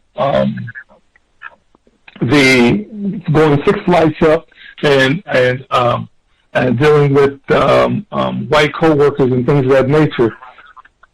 If you are in your room for the duration of the day and you're 6 flights up and you don't have to come downstairs for anything but to leave and exit the building, by all means do that. Stay on your perch in your classroom, preparing it, doing the things that you do as a professional, and then once that is done, limit the contact. If you have that kind of trepidation concerning white female coworkers, then limit your access. Keep it all professional. Make sure there's 4 or 5 people in the room, 3 or 4 people in the room. Make sure your door is always open. Things of this nature to protect yourself, protect your job at all costs. The last little bit, as far as AI is concerned, I know you mentioned how the kids are using AI. I would have to find a way to make AI something of a teaching tool. If they want to be on their phones, we can be on our phones. If it's illegal for schools to be on the phones, then we can't dispute that. But if we're in class and we are, because I've had kids use their phones for math and doing calculations, because there's a calculator on there, right? So if we're going to be on our phones and we're going to use it for Googling certain things, or we're going to look up terms and definitions, we're going to look at math problems or how things are solved, or we're going to do research topics and things of that nature. Find a way to where you can use AI for their advantage, if for their educational advantage, for their academic advantage. Find a way to where if they're looking for something, whether it be you're doing a research project that has scientific background in biology or things of that nature, and you dole out an assignment that will require them to figure out and come up and present their findings. Yes, let's try to do something to where they can use AI as an advantage. Because as you can see already, they're not going to get out their phone. So therefore, I'm going to make this a part of the educational experience. If I can't get you to put it away and do the things that you need to do to follow instructions, and I'm not getting the help and support from my administration, okay, then I either have to teach the class the old school way, or I have to go ahead and come to the present and make AI useful for them so that they can be learning and utilizing it.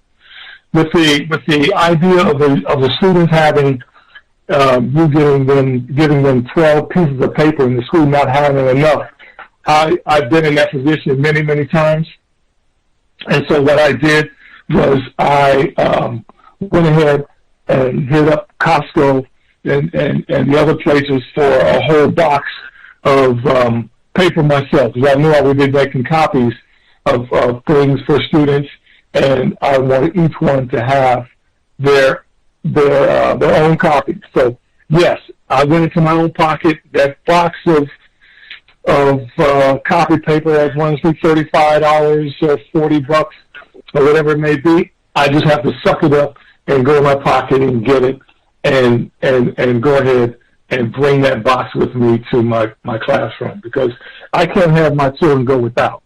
That was one of the things that I've always wanted to believe in, is that I do anything for them, and that's where I stand with that. I hope I was able to answer quite a few of your concerns. Much obliged, young academic. One point that he raised that I do think is very important, that I think perhaps has been minimized. You as an educator who's been in your profession for decades, what impacts have you observed as a result of the COVID-19 pandemic?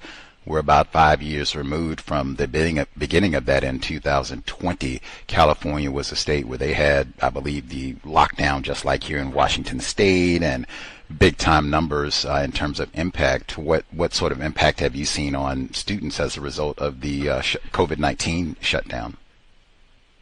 You know, as a result of the COVID-19 shutdown, as a sixth grade teacher, I did see some of the impact. The students were behind. Yes, they were behind, and so because of that, then I was unable to teach them on grade level. Of course, I had to go ahead and supplement the instructional program with work and things that were from a lower grade because they missed those skills. So it was double duty, yes. And so I found a way to address those concerns by offering them or giving them the homework on the weekend. Yes, there were things that I did during the classroom because I mandated to teach the standards for this particular grade level, but because there were some holes that were missing in their education, I thought it would be best for me to go ahead and provide them with catch-up or make-up work over their weekend to where I can address some of those things. Also, taking part of my day, probably toward the end of the day, to address some of those concerns, like after a lunch period where there's another 15-20-minute window that I could utilize to address some of those concerns. Will you get everything done because of the pandemic and that 2-year situation? No, you won't be able to, but you need to at least address some of it with some work, or with some, if there's a Saturday class that may be available, maybe having those students in tutoring sessions, if those things are available.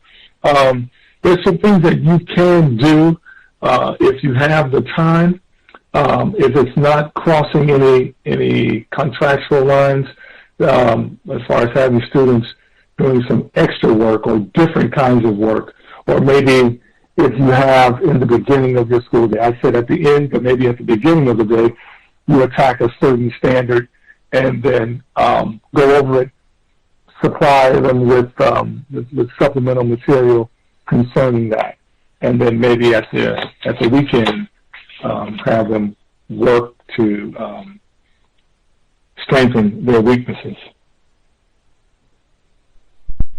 Wow. Much obliged for the comprehensive response. If I can steal one more from young academic before we nab our next caller, although I don't think he included it in his response today, but he has talked to us about it many times before.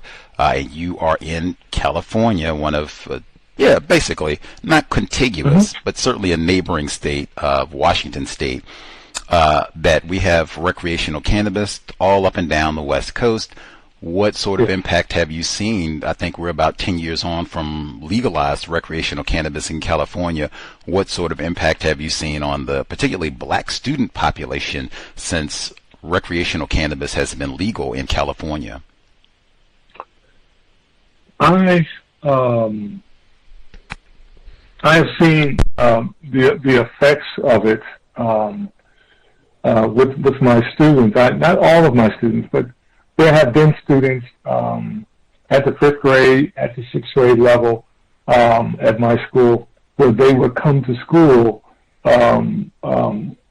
with the effects or with the aroma of the cannabis in their clothing from their parents and their moms and dads or whoever is at home engaging in that.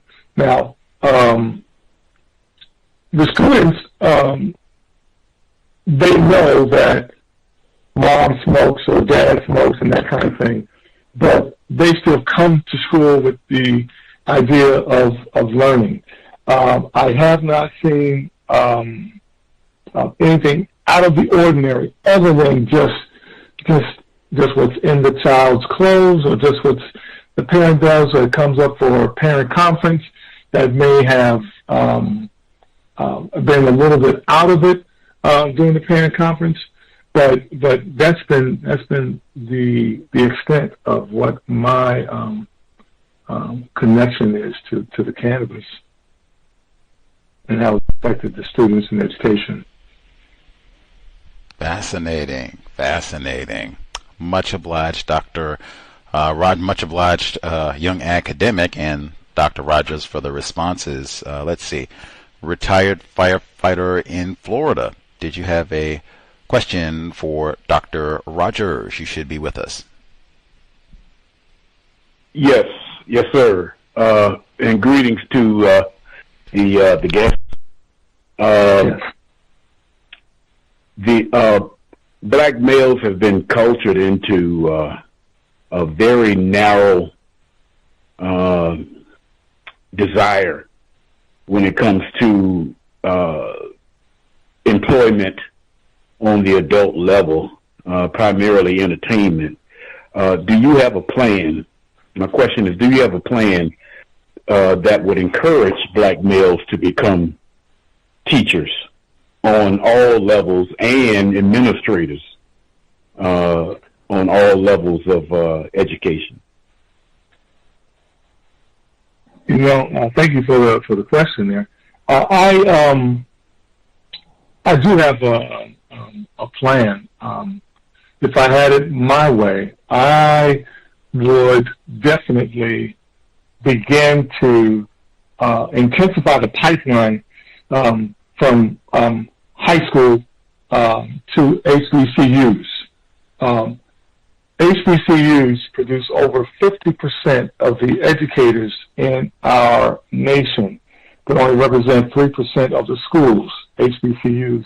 So we are definitely getting the educators out there. But what I think is probably even more important than starting in high school, I think that we need to, I believe we need to start in elementary school. I believe we need to start in elementary school, because elementary school is where we can identify teacher talent. There are some young people in the elementary school levels that assist in peer tutoring, help those that are struggling with a math problem, always raise their hand, getting in front of the class and able to share with the class their way of going about a problem, or not afraid to go ahead and read, and not afraid to come up to the Elmo, or to the chalkboard, or to the blackboard, or to the dry erase board. I'm dating myself with all those responses, I'm sorry. And work out problems and do things like that. And as educators, if we're able to see that this child has a penchant for educating and helping their peer, they have the empathy, they have the sympathy, they have the patience, then that would lead me to believe that child has the potential to become an educator. And if that be the case, then we ought to be able to have a school, a magnet school, or a specialty school for those that desire to go into education. There has to be communication with the parent, so that the parent understands, hey, listen, this child here that you have, we see something in her. We would love for her to be a part of a teacher pipeline that will allow her to go to a middle school and a high school, and on into a college that will allow them to become a teacher. And we think that she or he has the ability to do so. So my plan would be able to start and identify talent in the elementary school, and then nurture that talent throughout middle and high school, and then push the HBCUs on them, and work out through the HBCUs scholarship opportunities, loan forgiveness opportunities, and then as they finish their HBCU teacher prep program, they can come out and then go to a human resources department or a school district and let them know that they are fully credentialed and ready to serve his or her community. Sounds good. It makes sense. I actually attended and graduated from 2 HBCUs. I went there to become a teacher myself. I ended up doing something else as far as primary employment, but I still worked on the high school level for over 30 years. Fantastic. Fantastic. Thanks for your suggestion. It makes a lot of sense. Thank you. You know that HBCUs were conceived with the notion of them being teacher colleges and for students that are going into teaching and into the ministry. So part of that, yes, and both of those work hand in hand. Mm-hmm. But I thank you for that. Thank you. Context of white supremacy. Much obliged. Retired firefighter in Florida. Langston University, along with Morris Brown, 2 of the exceptions not named after white people. Spelman, Morehouse, Clark, all named after white people. Anyway, shout outs to the HBCUs. I did want to say, I guess, with the program that you mentioned to try to acquire more black male teachers, with our current administration and Secretary of Education, Linda McMahon, who have said, hey, Department of Education, scam, out of here. And then any old raggedy DEI programs where it sounds like we're trying to target and acquire black teachers or do some recruiting that is specifically for dark people. That we're not doing none of that. We're not doing no reverse racism against white people. It would seem very, very, very, probably put one more very on there, that a large number of people classified as white would get behind some sort of program like, yes, we're going to go out and allow you to deliberately bring in, we need just what the world needs. We need more of these 6'7" Dr. Rodgers to come in here and, be next to our white women and our little white girls and little white boys in the public school. Like, I mean, what? Like, do you see a large number of people classified as white supporting a program like that, Dr. Rodgers? Supporting DEI? Supporting the program that you just outlined to try to get more black teachers and particularly increasing programs to get them through HBCUs.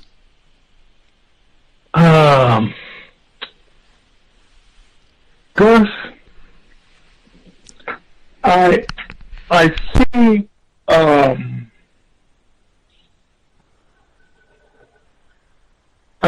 white female educators that are already in your urban areas and are having the difficulty, and see that these young men need mentors, need role models.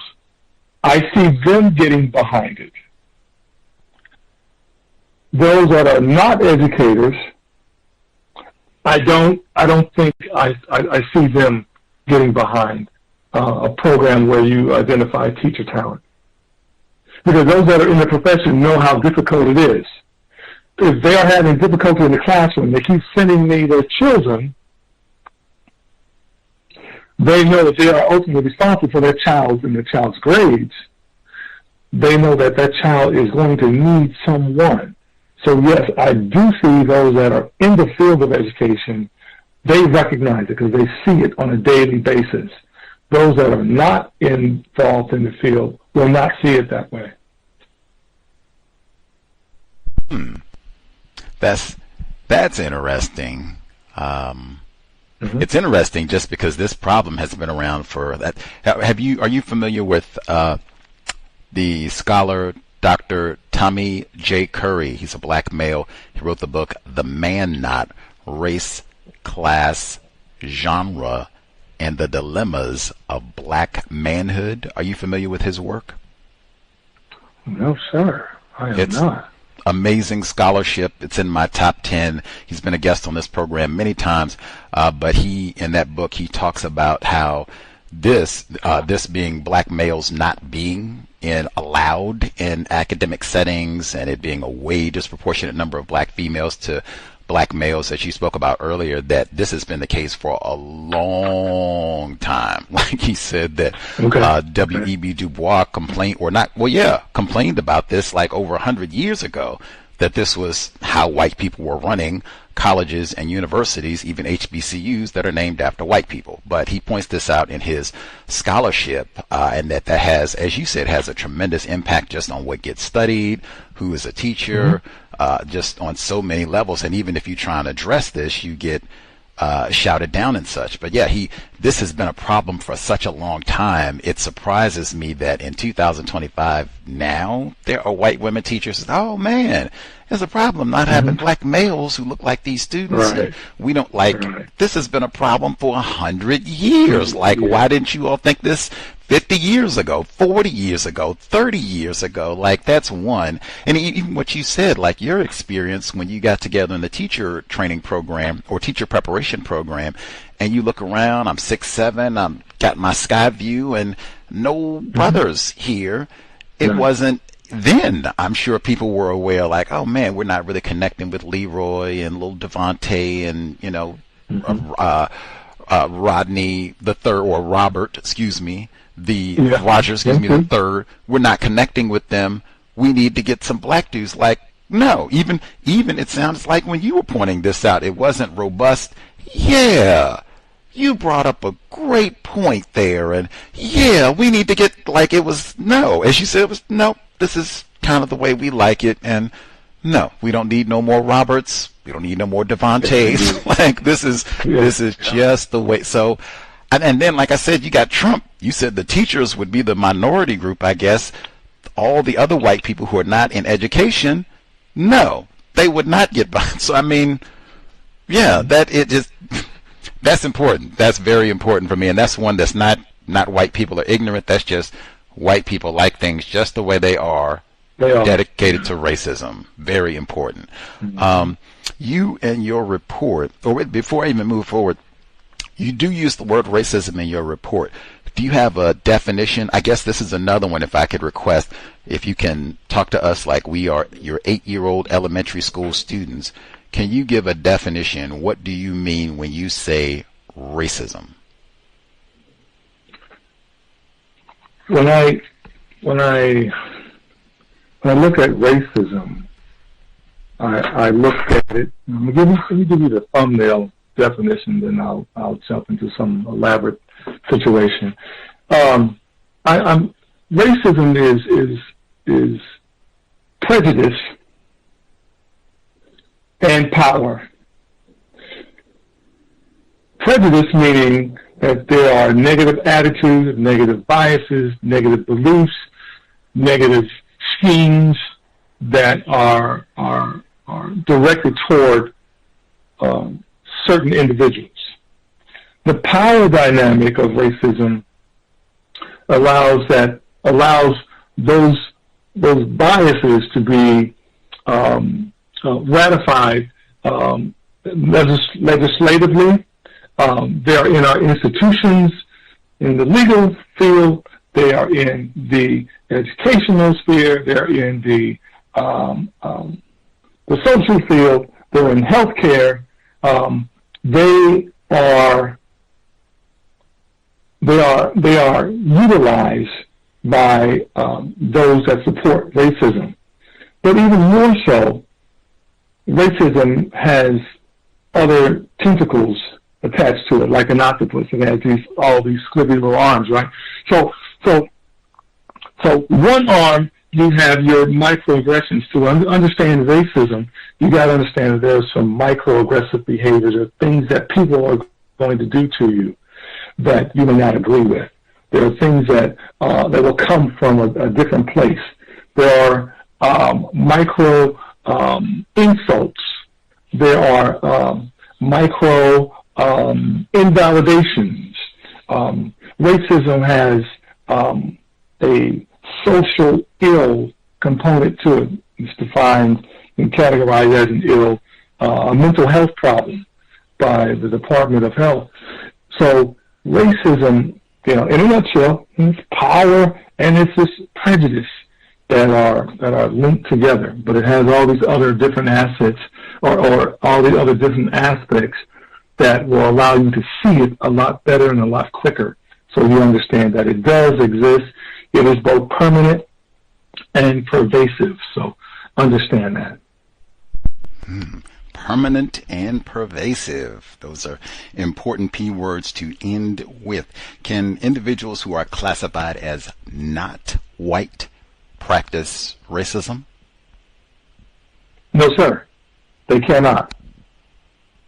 They cannot, because they don't have the power. They don't have the power of influence socially, economically. They don't control the institutions.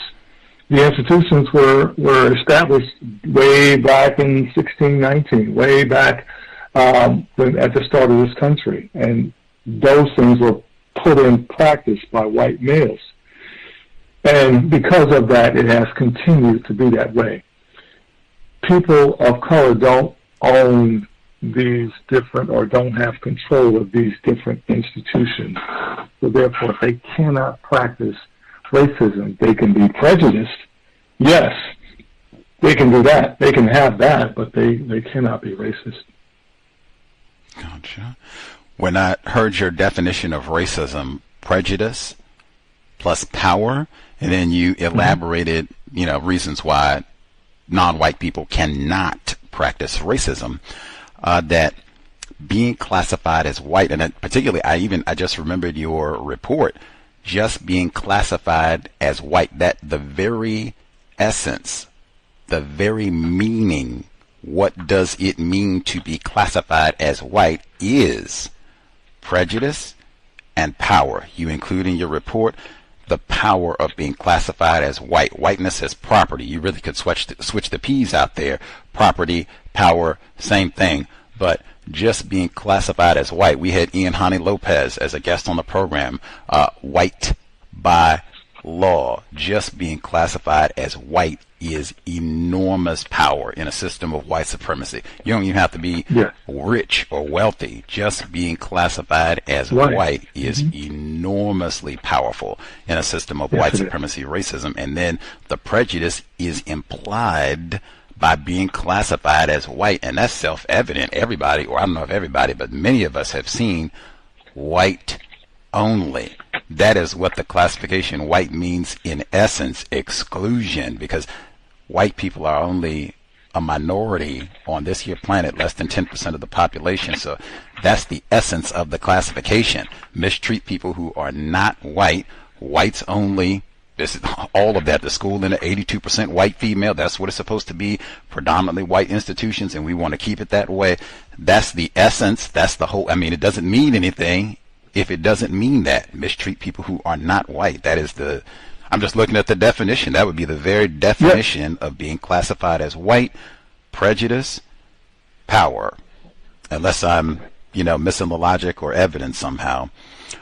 To add to that, because Robin DiAngelo has a book out that's it's been out for a while called "Nice Racism," and it speaks to just the whiteness of racism, and how you don't even have to burn crosses on lawns, or you don't even have to be involved in microaggressive behavior. You can be a nice white person, but by the simple fact that you are white, you are, and you do not call out racism when you see it, you are thereby continuing it and perpetuating it by having your mouth closed.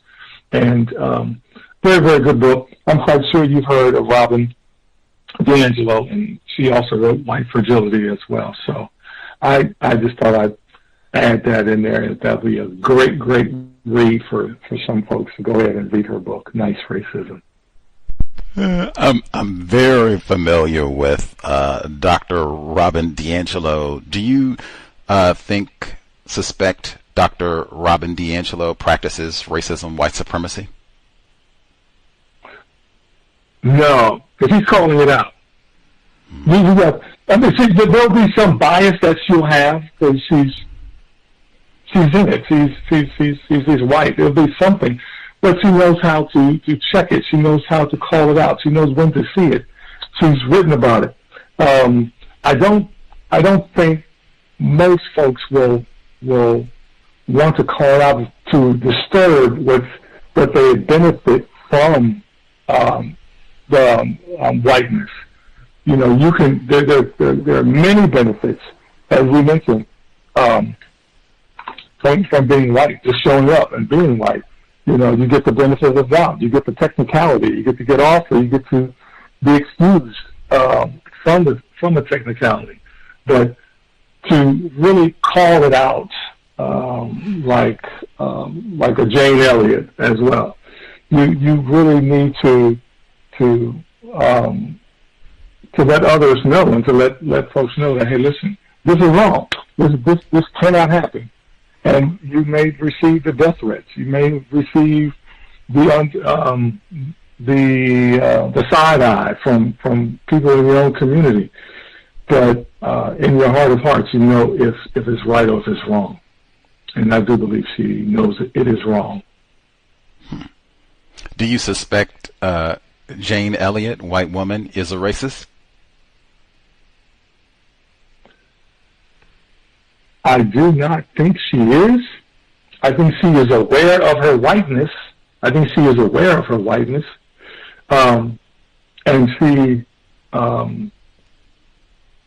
is not afraid to let others know. And let other white folks know, hey, listen, this is not wrong. And she oftentimes have put or reversed situations to where she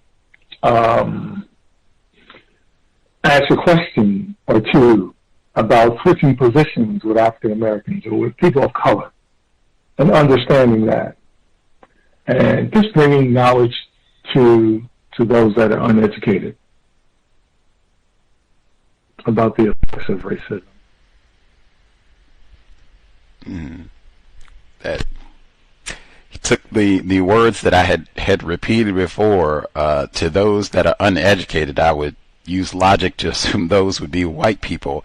That's just my personal conclusion, and I could be in error. I don't have a doctorate, way less education than Dr. Rodgers, and Mr. Rodgers Sr., apparently, because he had brilliant suggestions as well.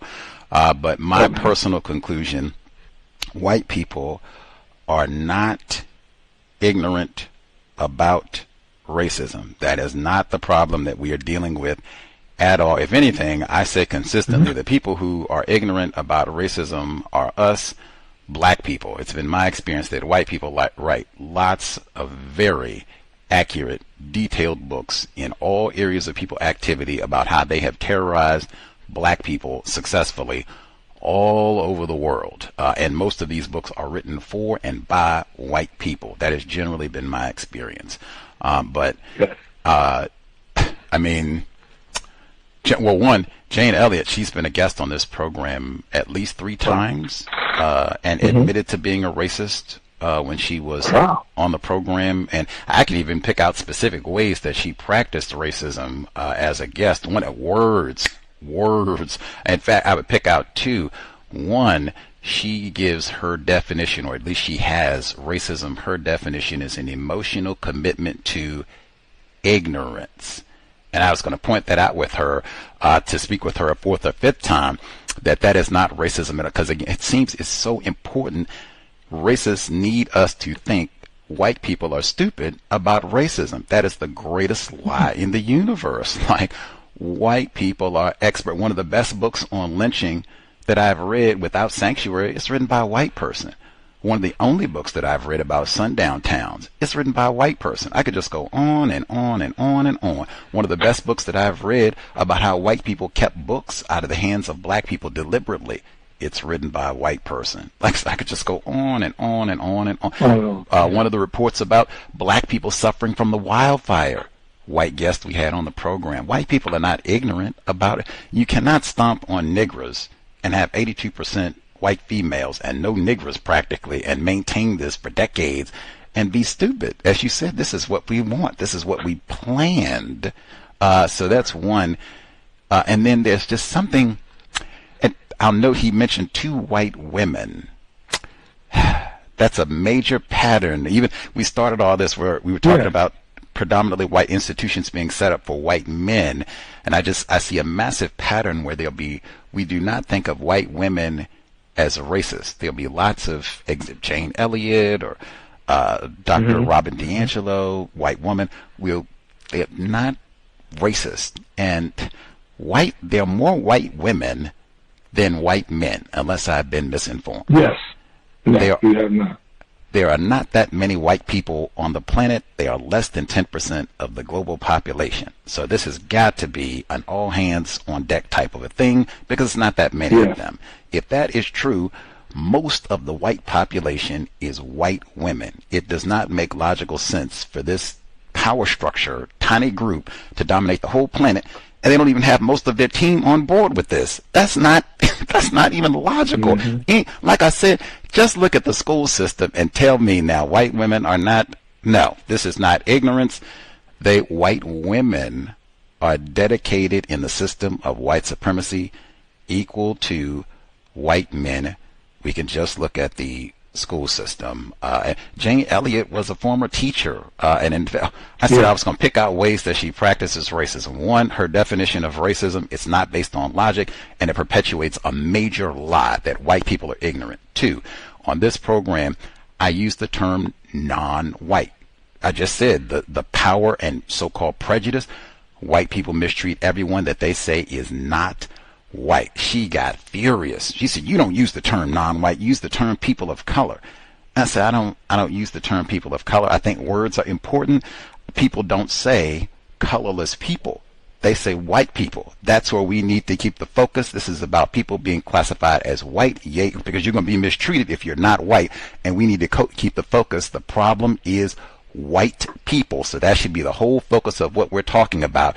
And she said, "Well, I'm not going to answer your question if you don't use the term people of color." She said, this is recorded. This is in the archive. And this was close to Christmas time, too. She acknowledged. And I told her, I said, "You are a white woman, and you're going to tell me, a black person, this is the way that I'm mandating that you talk about racism. The way that you think about this is wrong, doesn't have any value." And that's the same thing that you talk about in the academic sphere, that you're not allowed to have any autonomy.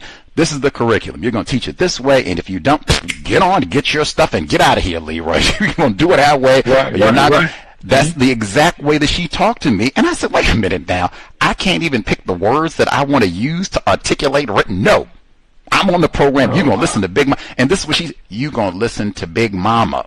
You got plantational with her metaphors. You're going to listen to Big Mama. I'm not going to answer your question if you don't say people of color. And I don't use that. I think that's another tacky phrase. Again, they don't say colorless people. They say white. No. That's what you say all over the world. So, hey, we're going to stick with what you said. White, and I'm going to be mistreated because I'm not white. You don't say people of color, get out of town. Really, you say niggers, get out. But you say whites only. That's what you put up for the jobs. That's what you put up for the housing. And that's all over the world. We're going to stick with that. No. You're not going to be cut down on confusion. I want you to use all these goofy terms, minorities and all the rest of Jane. Robin DiAngelo, that's another one. White fragility. Ain't nothing fragile about being in the supreme position on the planet. That's another one. I've asked tons of people. Do you think, Robin, I've asked non-white people, do you think Robin DiAngelo is racist? They've all said no. That right there. Master deceivers. She could just be talking about how she practices racism. She doesn't do that. She talks about white people being Is George Floyd fragile, or is Robin DiAngelo fragile? Is Tamir Rice fragile, or is Jane Elliott fragile? Like, come on. White people lie and lie and lie. Just tell us how you practice racism, Robin DiAngelo. Anyway, the report on, and that's what I tell, we talk to white. We have a white-only guest policy here that's how we've talked to Jane Elliott. I asked Robin DiAngelo to come and chat with us too. She declined for a reason.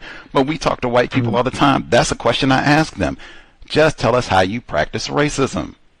Sometimes they'll give us answers, sometimes they don't. But I mean, I don't need to hear no white privilege. We've had Dr. Peggy McIntosh as a guest too. That's a waste of time.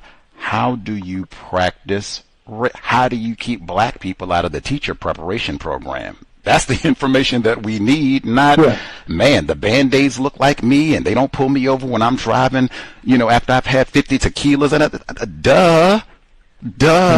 How do you keep the Negroes out of the teacher training program? That's what we know. Oh, I don't know nothing about that. Come on.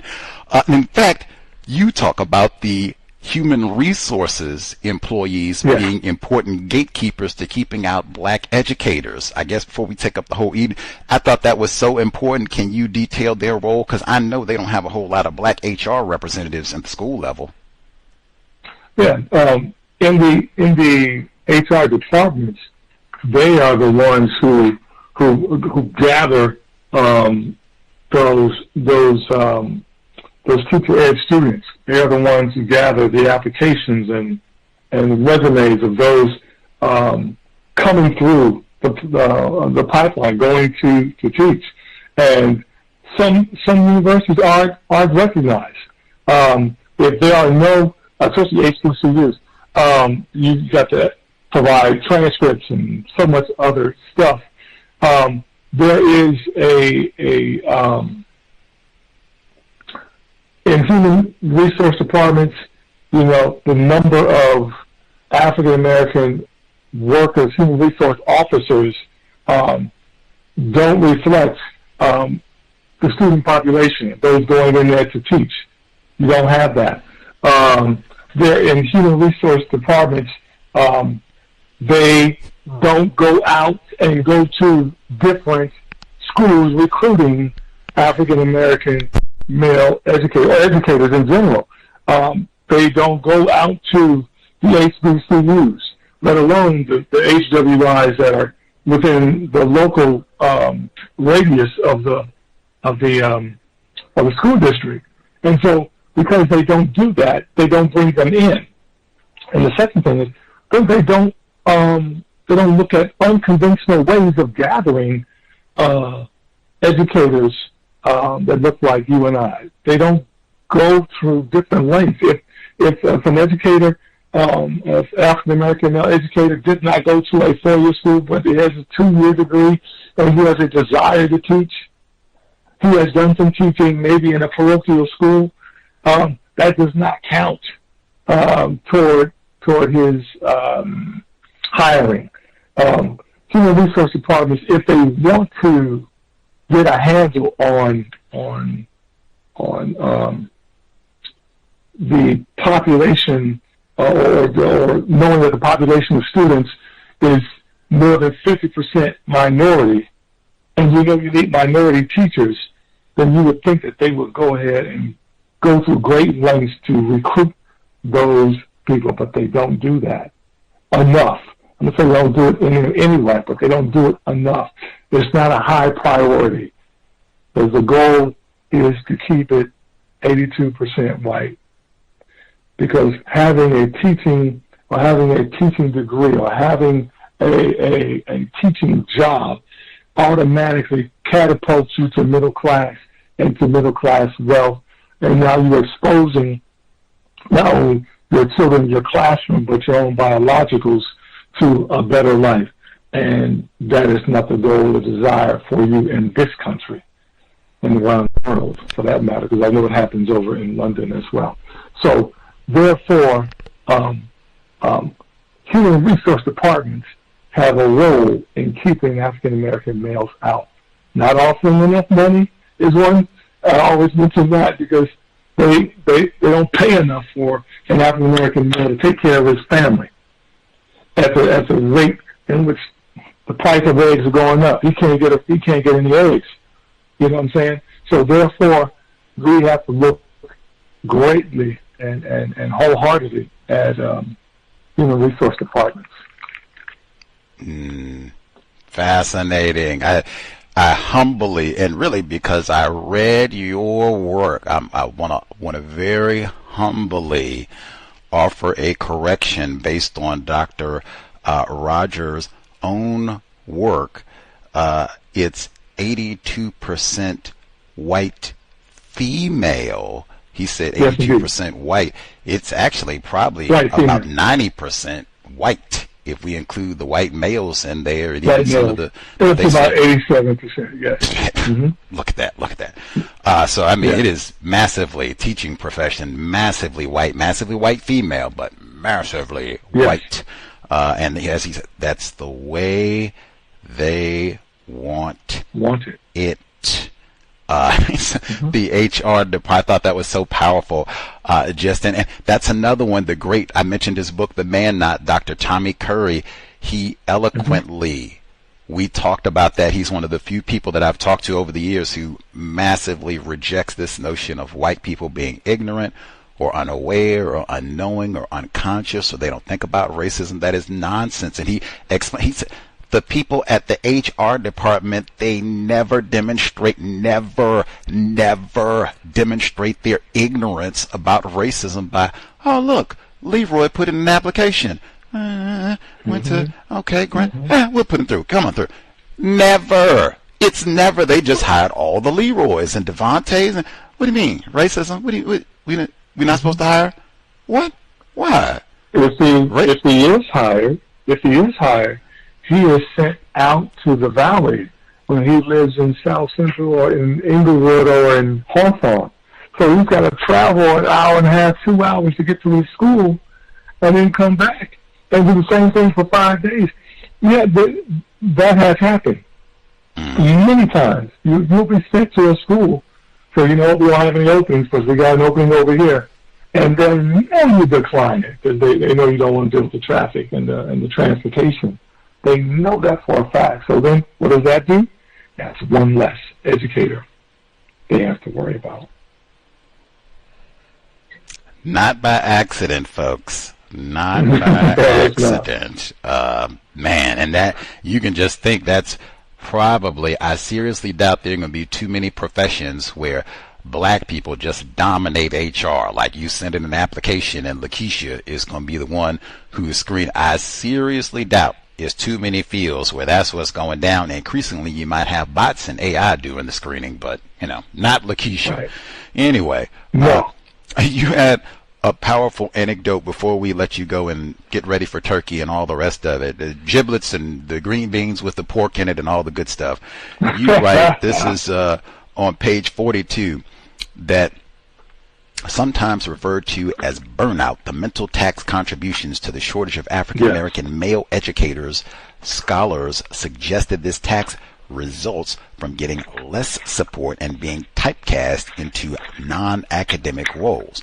The tax has dimensions such as great expectations, serving as liaisons for families of color, providing discipline for students of color, the feeling of isolation from colleagues, the absence of administrative support, micromanagement of the instructional program, and low wages, which he just mentioned. Again, I'm on page 42, midway. I'm going right to the second paragraph.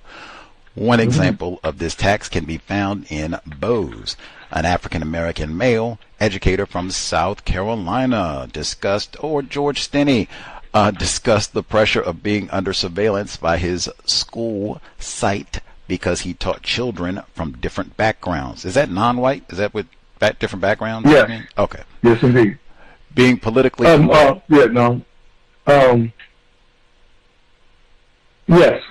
non-white, yes. Okay, just making sure I wasn't making assumptions.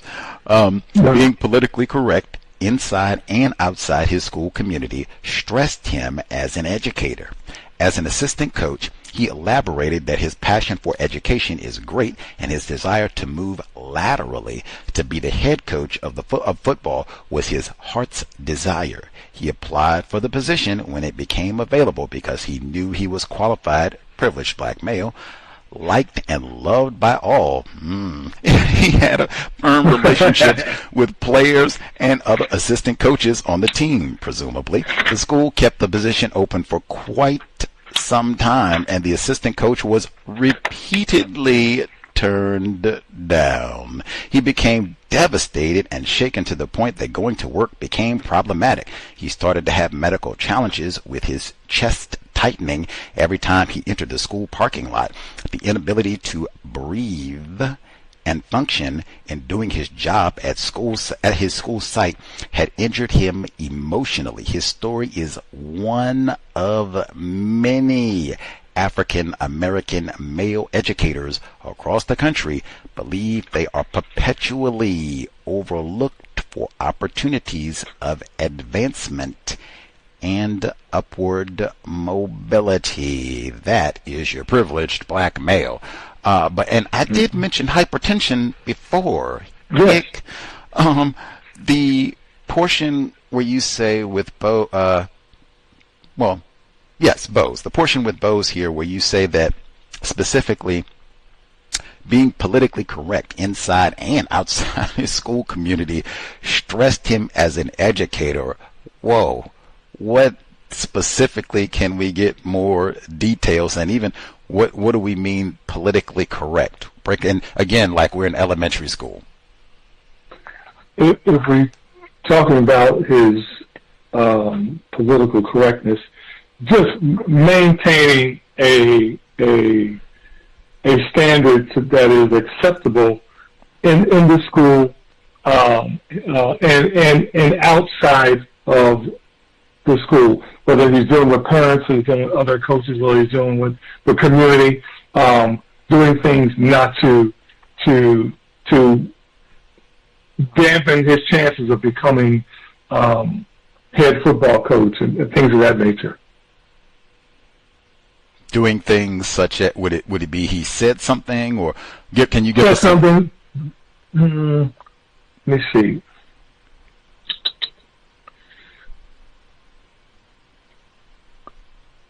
If as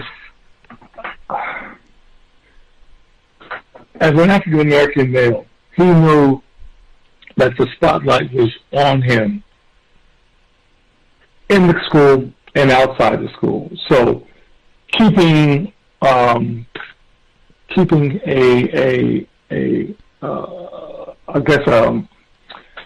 to say keeping his tongue in check, but it would have to be keeping himself in check, not giving anybody any ammunition to think one way or the other, or not giving people any kind of ammunition to disqualify him as far as becoming a coach. So I understand that he needs to be politically correct, say the right things, do the right things, so that does not weigh against him. Fascinating. When you say he was liked and loved by all, and he had these firm relationships with players and the assistant coaches, but he kept getting passed over for the job apparently for a very long time, it would seem like that might not be true then. Maybe he was not liked and loved by all because he would have maybe got the job if that was true. Is that logical? Well, it could be, but my thing is that there is a surface level of him being liked, and he knew that.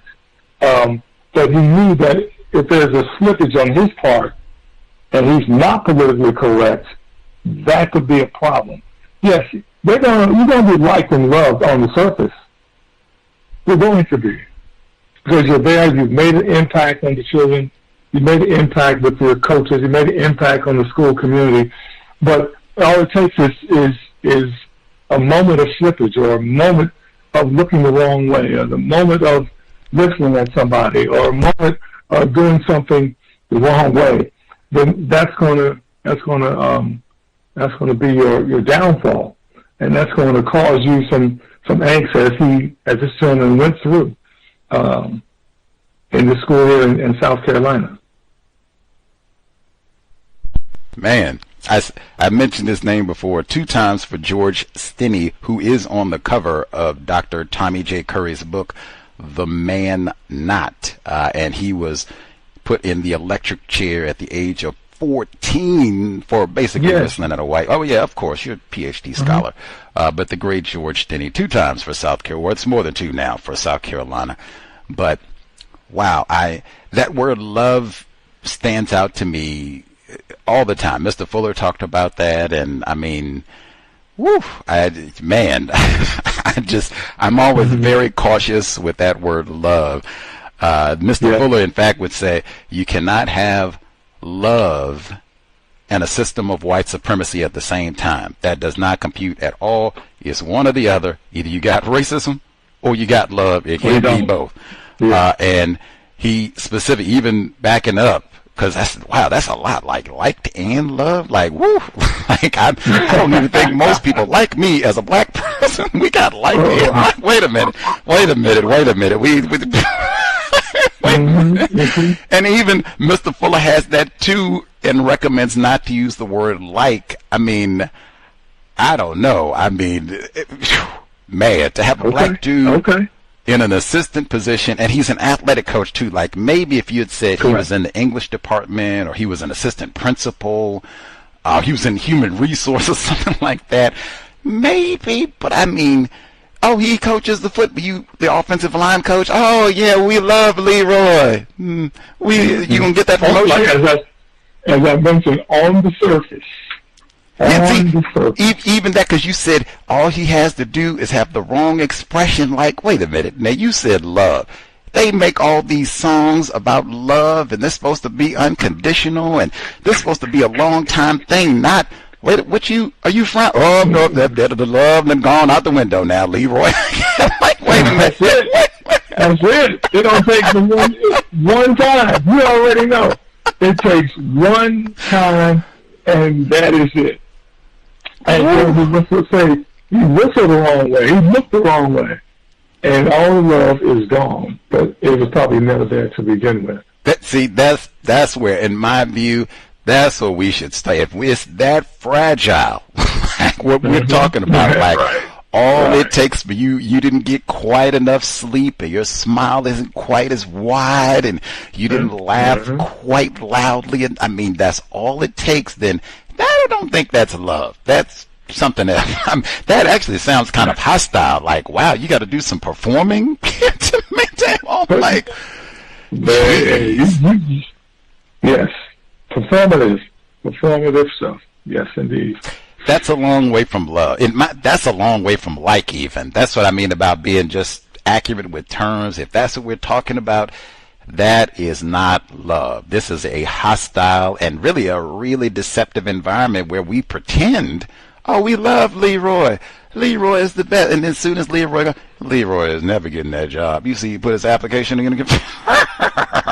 That's not like, or I mean, that's that P word I said before. That pitiful, and then the health consequences from all that too. Man, man, that's a problem. That's not good.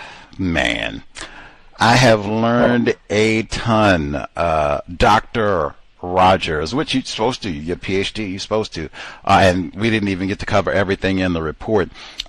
We will have to keep up with your scholarship, and perhaps we'll see how some of the shakeout from what's happening with the Department of Education, and see the ramifications, what that looks like moving forward. But man, we have been talking his brand new, basically, dissertation, Empowering Representation, Addressing the Shortage of African American Male Educators in Public Schools, just from August of this year. And again, congratulations, brand new doctorate for Dr. Rodgers. I have learned a ton, and thank you for being so generous, allowing to poke back and get some pushback on your report. And then, as I said, to share so much of it. You could have been getting ready, man, got the feast ready tomorrow, make a little portion for me and all the rest, but keep up. You know, Gus, if you were in LA, you would be going to dinner. We're going out to dinner tomorrow, so we're not doing the dishes. We're not doing the cooking. Somebody else is, and there's a vegan menu. Hey, come on. Hey. If you're in LA, let me know. My godfather's up there in Seattle. He's in Des Moines. Oh, and, man. Okay. Yeah. So I was up there in 2023, and I'll probably be up there this coming year. Get a chance to look him up and that kind of thing. So if I'm in the city, I will definitely drop you a line. Oh, for sure. We have to grab a coffee real quick or something. Have a spectacular feast tomorrow. Best wishes to you and the family, and keep up your amazing scholarship, Dr. Rodgers. As I said, I learned a ton, and hopefully listeners did too. But we'll look forward to chatting it up again. Again, joining us live from California, Dr. Robert J. Rodgers Jr. doing Dr. or Mr. Rodgers Sr. is doing him proud, sir. Indeed. Appreciate you so much. Thank you, sir. We appreciate you. Enjoy the rest of your evening. You do the same. Thank you. Greetings. Bye-bye. Evening. Context of white supremacy. No holidays here. We could have been doing vegan feasts or get ready to watch tackle football games, brain damage, and whatever else. Hey, on the counter-racist grind, particularly for black male teachers. I do think that's important. I do not have offspring, but children are very important. Black teachers, very important. We have a number of black educators who listen to the program. Heard from Young Academic today 2 times because he was in the intro too. But black educators, very important, and in particular, black male teachers, very important. If there's black male privilege, why can't we use a half teaspoon of that Negro male privilege to at least get 3 or 4 extra black male teachers? That's too much? It seems real kind of impotent if there is some black male privilege. If it exists at all, it is real. We can't get courtside seats at the Lakers game. We can't get extra frequent flyer miles. We can't get Negro doctors. Man, come on, you got to do something. You get a discount on Jordans, anything? No, you definitely don't. No. Come on. Anyway. I do appreciate Dr. Rodgers allowed me to get some questions about his scholarship. Hopefully I was not combative, hostile in my questions, because I was really trying to learn black culture and some of the other, all of it really. I was trying to learn. He has way more education than I, so yeah, hopefully it didn't sound like that to he or anyone else, because that was not my intention at all. Like I said, I'm grateful he shared his time, and grateful he allowed me to get some pushback on community, right? Some of the terms, even really Jane Elliott and Dr. Robin DiAngelo, and we've had that a number of times. Black people, Pamela Evans Harris, the late, dearly missed, but she too said, "Oh man, Jane Elliott is great. She cool white." Not all white people is racist, Gus.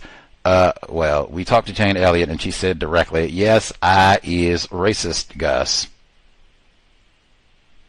If anyone is ignorant about racism, it is us, black people. That is why the cows exists. But yes, much obliged 2 times, really, for Dr. Rodgers allowing us to get a little bit of, as they say, pushback. Just asking questions. That's if he was for to ask questions, and he took his time, gave us great detail in the answers, and it followed logic, community, all the rest of it, following logic. What does it mean to be white?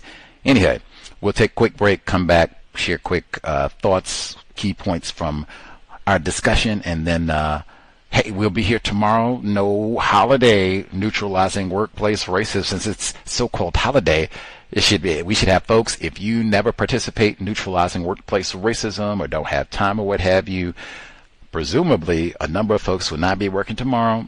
You can participate. Do you experience racism on your job? That's kind of what we talked about all during this program.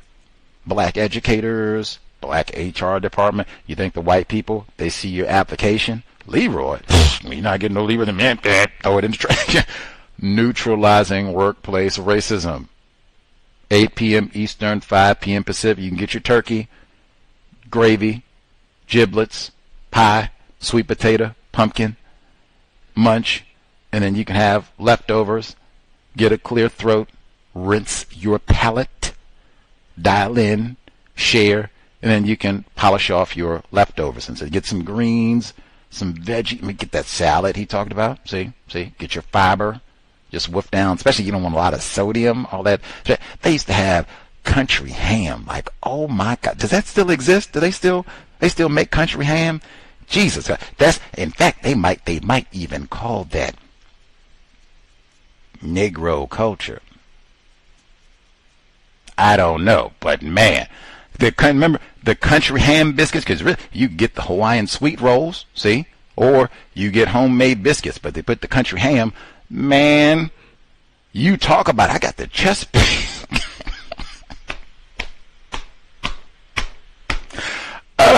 I'm done. We'll take a quick commercial break, and then, yes, we'll be right back. Negro, woo, man, we'll be right back. Context of Are we black proud?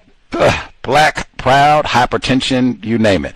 We'll be right back. Context of white supremacy.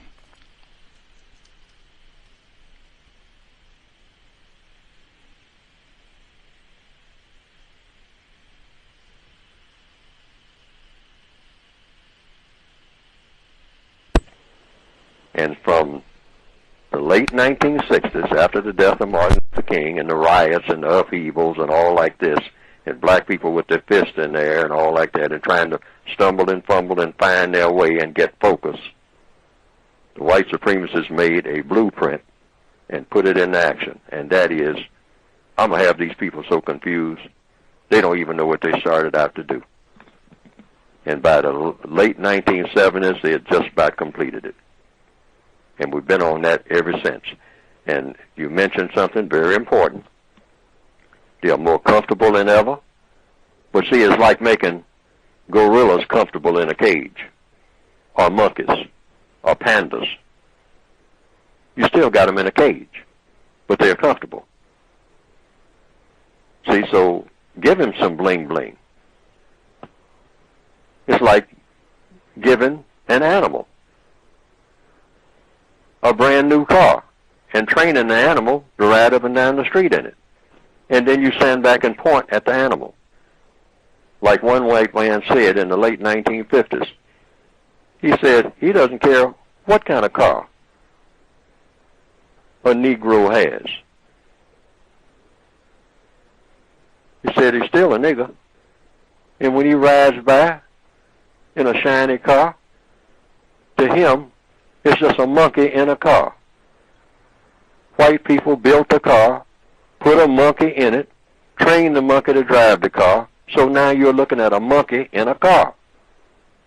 See, but black people don't see themselves that way. But this is how the white supremacists see us, and they are the ones who run our business. And we have to know that when they look at us, that's what they see. That's what they see. That's what they see. And at a subliminal level, what they see begins to spill over into our brains so that we, at a subliminal level, see each other that way. And indirectly see ourselves that way. Neely Fuller Jr. replaced white supremacy with justice. And I guess one point I would get to, maybe quick, that portion about black culture being a pitiful response to racism. That is like verbatim. Fuller said that. He's like the only person I know who would even make a statement like that. Not I'm black and I'm proud, and we need to have black dignity and all that. Nope, nope, nope.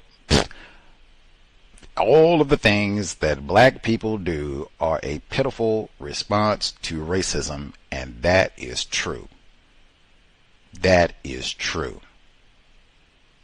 Just going by the evidence. It's not a, how do I feel about it or none of that. Just going by the record, period. And to have that, that's one component at minimum. Like I felt a little bit bad, like, man, he has his, Dr. Rodgers, his dissertation, it's like, I don't know, 200 pages or so. And he has so much content, had more, notes and things that I didn't even get to, which does happen frequently with guests, but we got sidetracked, not really sidetracked, but it took more time, right, with black culture. Man, black culture. That was directly in the report. So I mean, that's what I'm saying. We're not really sidetracked, but that took up a little bit more time. But at least in my view, that is important.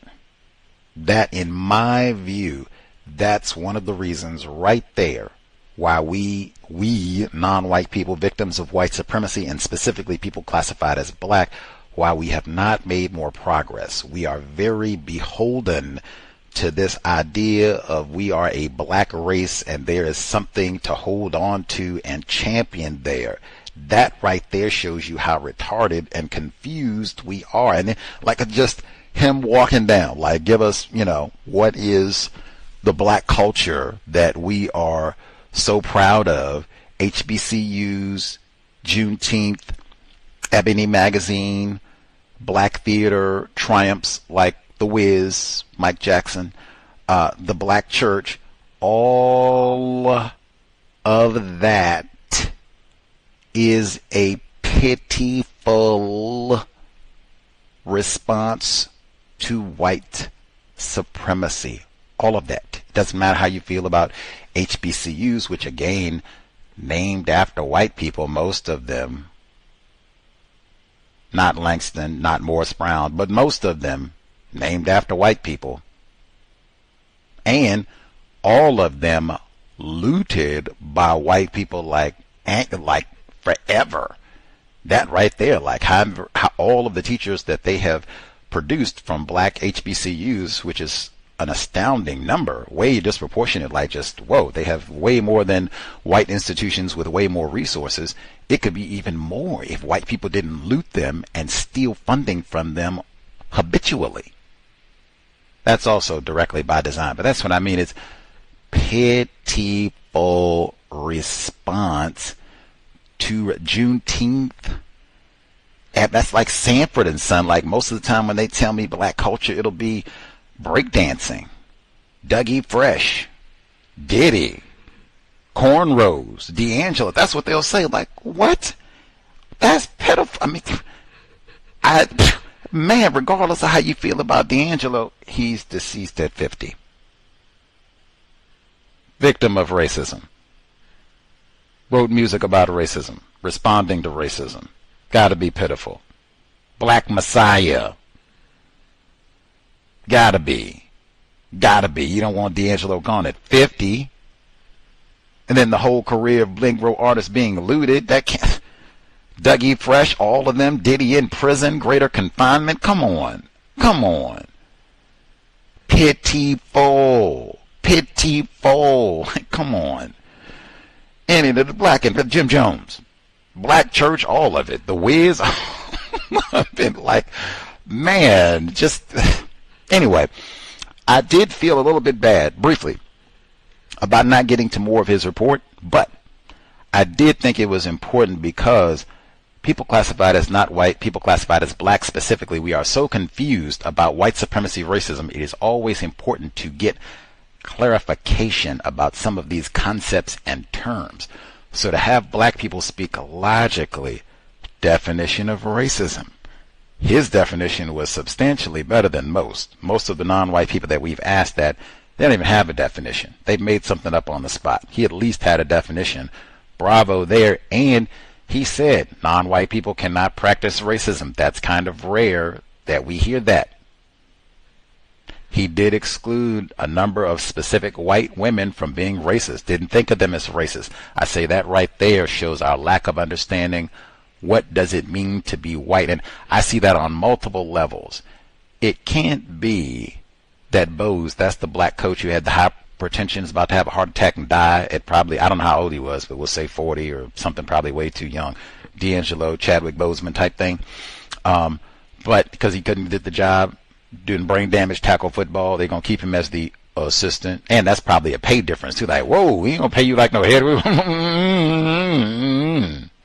Okay, how behaved you are, but see, that's not love. It can't be that he's liked. It can't be that he's loved. That's why Fuller has both of those terms. He has both of those terms in the word guide. We non-white people, we use these terms all the time. Like, love, all the time. Non-white people who sit around and, oh man, I love me some Neely Fuller Jr. I love me some Dr. Brother Neely Fuller Jr. I love me some Dr. Brother Neely Fuller Jr. Codify or die. Brother Fuller, he said it right. Well, Brother Fuller, he got both of those terms in the word guide extensively and talked about, man, get away from that word love. Get away from even that word like.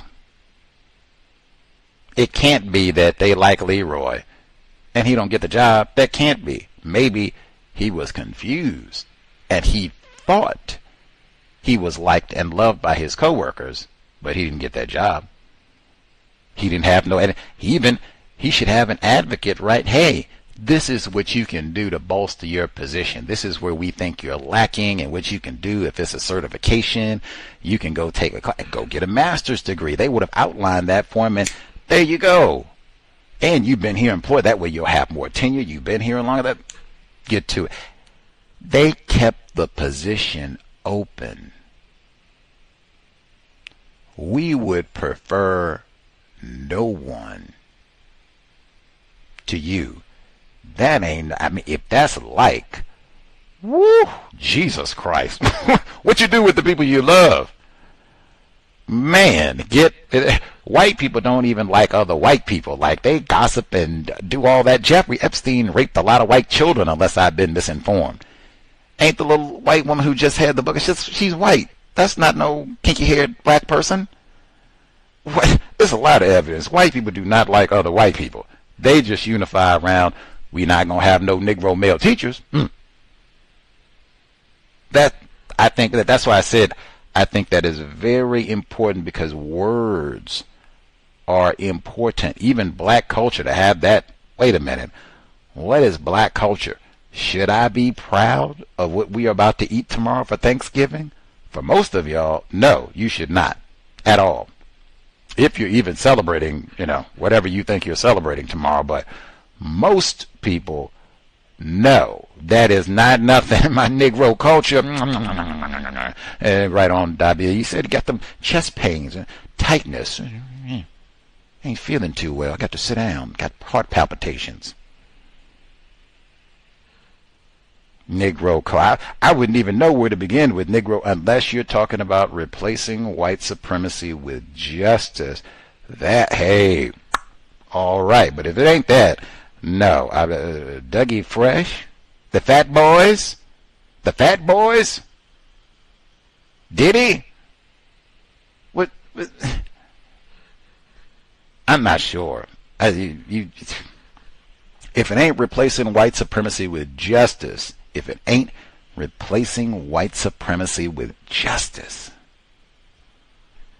what is the value? Certainly can't be bad food and hairstyles, breakdancing.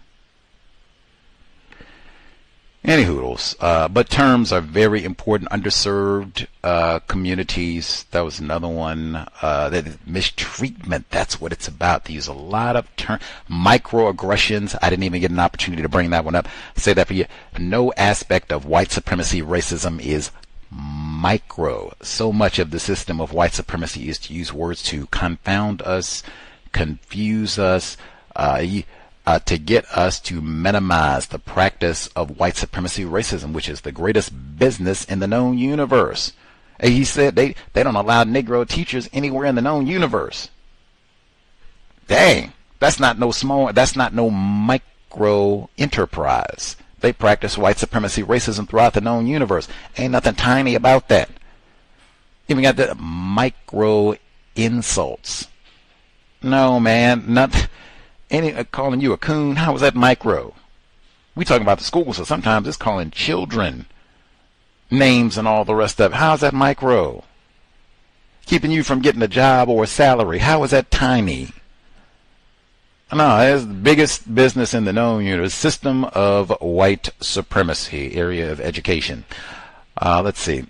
Anything else important? Make sure I get. He said most of the white people would not support policies to help recruit black males. I thought that was important. He said that there are white teachers, or the white teachers in education. They would support this policy. I'm suspicious.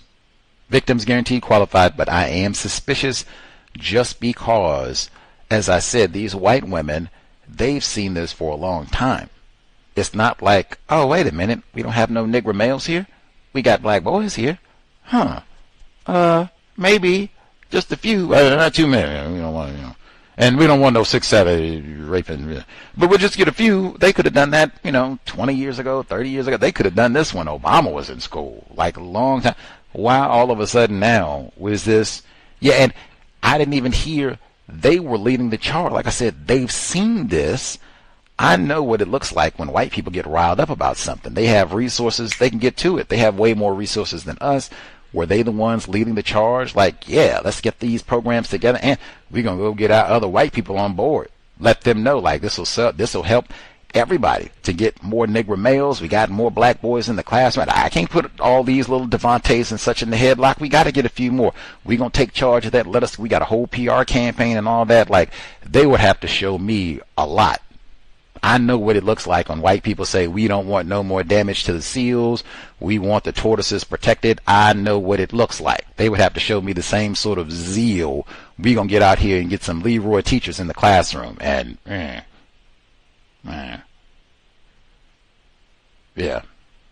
You'd have to show me that it's a large number of white female educators where that's the stance that they've taken, and these are the resources that they've created. This is what they're doing to work on white people. Maybe they got some documentary films coming out. They're going to promote maybe Dr. Curry's work because he talks about this too. All of that. You have to fess up. Why have they excluded black males for so long? Fess up. They'd have to give up the beans on that, all of HR, what we've done, the way that they would have to do all that. If that's not a part of it, nah, I'm not convinced. I could be wrong. Went down, let's see. He did have a portion, if we'd had more time, where he said that black male educators tend to demonstrate their racial and social justice commitments. I was going to ask him about that because I bump into lots of black people. They do not demonstrate any sort of so-called racial commitment. I don't know, you'd have to explain what that meant, but that was, if we'd had more time, I would have asked, because, like, man, I know lots of black people. I told you had better not bring up you want to talk about racism, Neely Fuller Jr. stuff. I'm going to enjoy my stuffing and giblets. I don't want to hear nothing. I've encountered tons of black people in my so-called relatives, so-called family, behave just like that.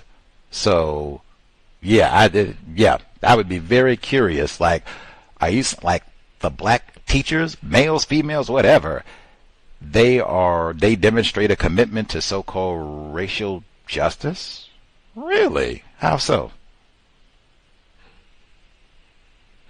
I was very curious about that. But anyway, let's see. Folks who listening in have any thoughts, observations on what they heard from Dr. Robert J. Rodgers Jr. Man, we did our whole 3 hours. I said he had so much content in it. Like I said, we ended up talking so much about just basic concepts of racism, white supremacy, definition of racism, what it means to be white. Are white people confused? That's one that comes up so frequently. Unknowingly, I cannot say that right there. Either we are lying to ourselves or we're confused. You can pick one.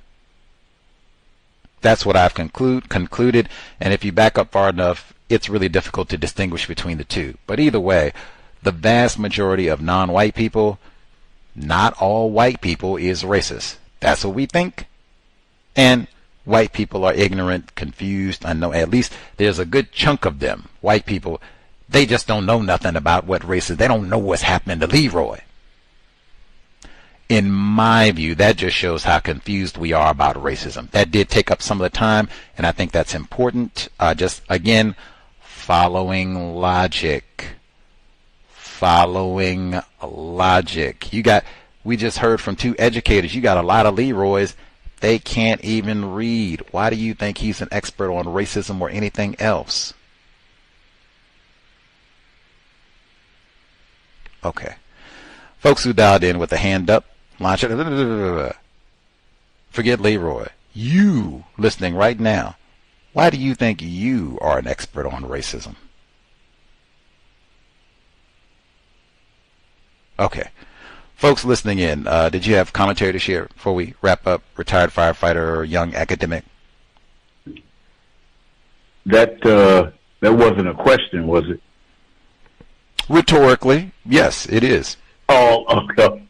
Because I'm definitely not an expert on racism or white supremacy. That's the logical answer to that. He gave his idea or plan for improving the number of black males to be educators. And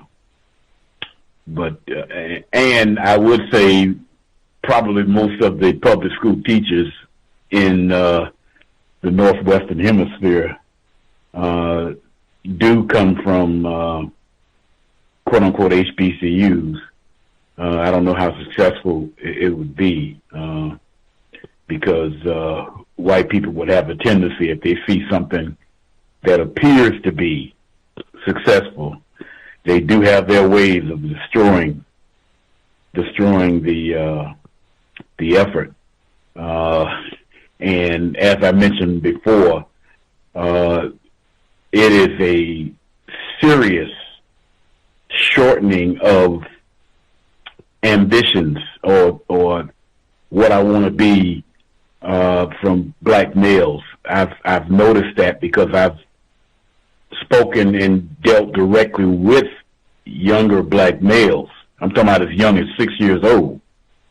And for the most part, what you get from them on what do you want to become as far as employment-wise is something to do with entertainment. And I don't mean from the standpoint of controlling entertainment. I mean the entertainer, whether it's sports of some type, specifically basketball and football, cracking jokes, which for the most part is calling non-white black people out of their names, and things of that sort. It's a very strong influence from that standpoint. One thing that I was thinking about to ask him of his thoughts on the white female teacher that recently was awarded, what was it, somewhere between $10 million to $30 million for her being the quote-unquote victim of a gunshot wound by a 6-year-old black male. His thoughts on that entire incident. I was just thinking about that, but I didn't get a chance to do that. And that's it. Thank you. Much obliged, retired firefighter in Florida. I do remember that case. If I recall correctly, the school didn't really do their diligence in following policy, but either way, that happened on the other side of the continent from him and in California, but I'm sure he knew of that case because it got so much attention. But yes, much obliged. And again, I do not think white people would support any such programs to hire black people. As he stated, I mean, they're shutting down the Department of Education. I submit that's white genetic annihilation, Dr. Welsing. We don't have white children, so we don't need public education anymore. Let's get rid of all of it. I submit that's exactly what it is. So certainly, if we're not going to have public schools to educate dark people, recruit Leroy to be young academic. Did you have commentary to share? I wanted to ask some more about homework. They have completely gotten rid of homework in the high schools, no more homework, and a little bit more about artificial intelligence. I believe that within the next probably 7 years, artificial intelligence will replace teachers in the classroom. Right now, the school that I work in is full of substitute teachers. They had a hiring freeze on substitute teachers for the beginning of the year. And right now, all of the white teachers have decided to leave and go to other white districts. So now the school is full of long-term substitute teachers. I am currently one of them. Wow. Just wow. That's, wow. That's, when are you supposed to be now? See, that's what I mean, too. Like now, if these white teachers are really serious about replacing white supremacy with justice, you don't bail on little Leroy Jr. You don't bail on Devontae. What do you mean you're gonna go teaching the white? Just because the going gets tough, you're gonna leave little Leroy to a sub? Like, I mean, maybe they're qualified. I mean, is that the best? Is that these are the people that need the most help? That's your commitment to helping the Negro? That's what I'm sorry? One more thing. The libraries have been shut down since 2020 in the schools. So they have a brand new library, right? But the students cannot sign out books. Now, they hire the technology specialists have taken a role of the librarian, but librarians are, you cannot go to a public school and get a book from the library. You would have to go to the public library, and I see that as planned obsolescence. Wow.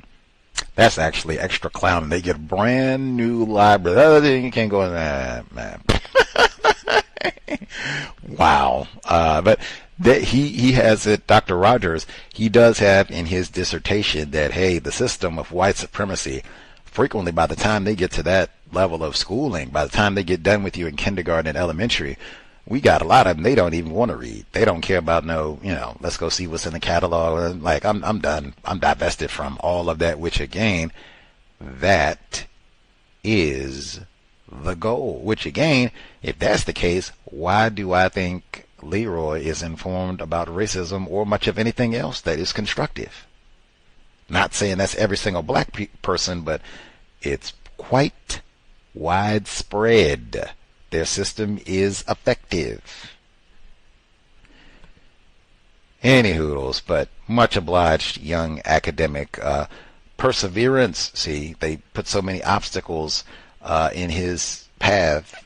Seductive race soldiers. You don't get them credentials. You're going to have to go spend $10,000, take that test again for the 60th time, and all the other obstacles, but hanging in there to help out people or children who need the most help. Really, those are the fragile.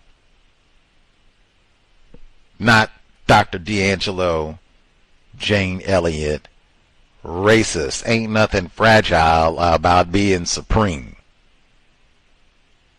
She could have wrote white supremacy, not white fragility.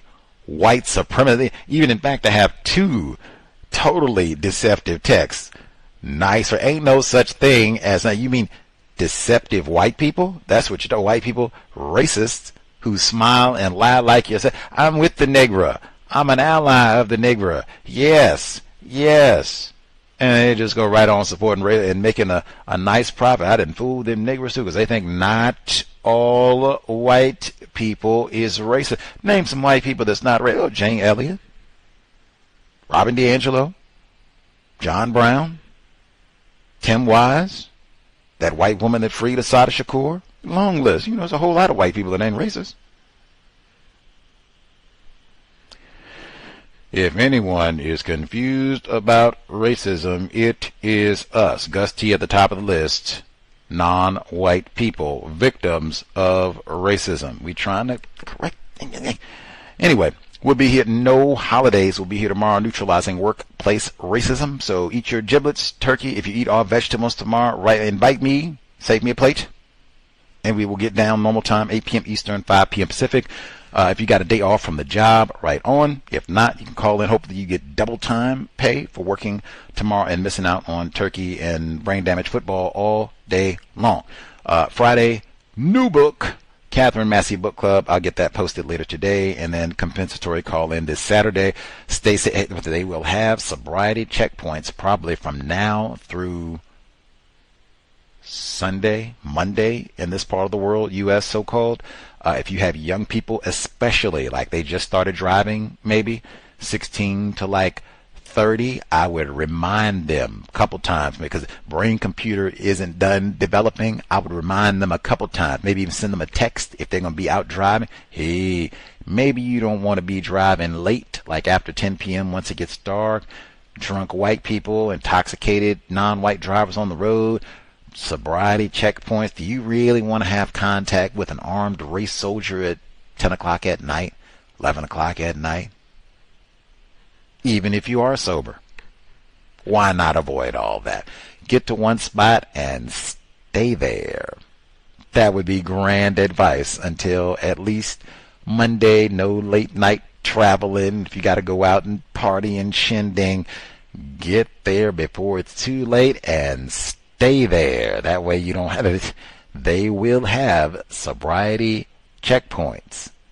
You don't want them to find something in your vehicle. Wink, wink. Hey, sobriety would be best under conditions of white supremacy. Creator, we ask, remind us, stop saying not all white people are racist. You know Jane Elliott, no racist. That's what they say. Pamela Evans Harris, we miss you. Creator, remind us, stop name calling people classified as black. It has been time. Replace white supremacy with justice immediately. Cal signing out. Thanks all for tuning in. Nigga, you so brainwashed. I'm a victim, brother. Problem. You're a victim. Man, I'm a victim of 400 years of conditioning. Shut up. The man has programmed my conditioning. Mm-hmm. Even my conditioning has been conditioned.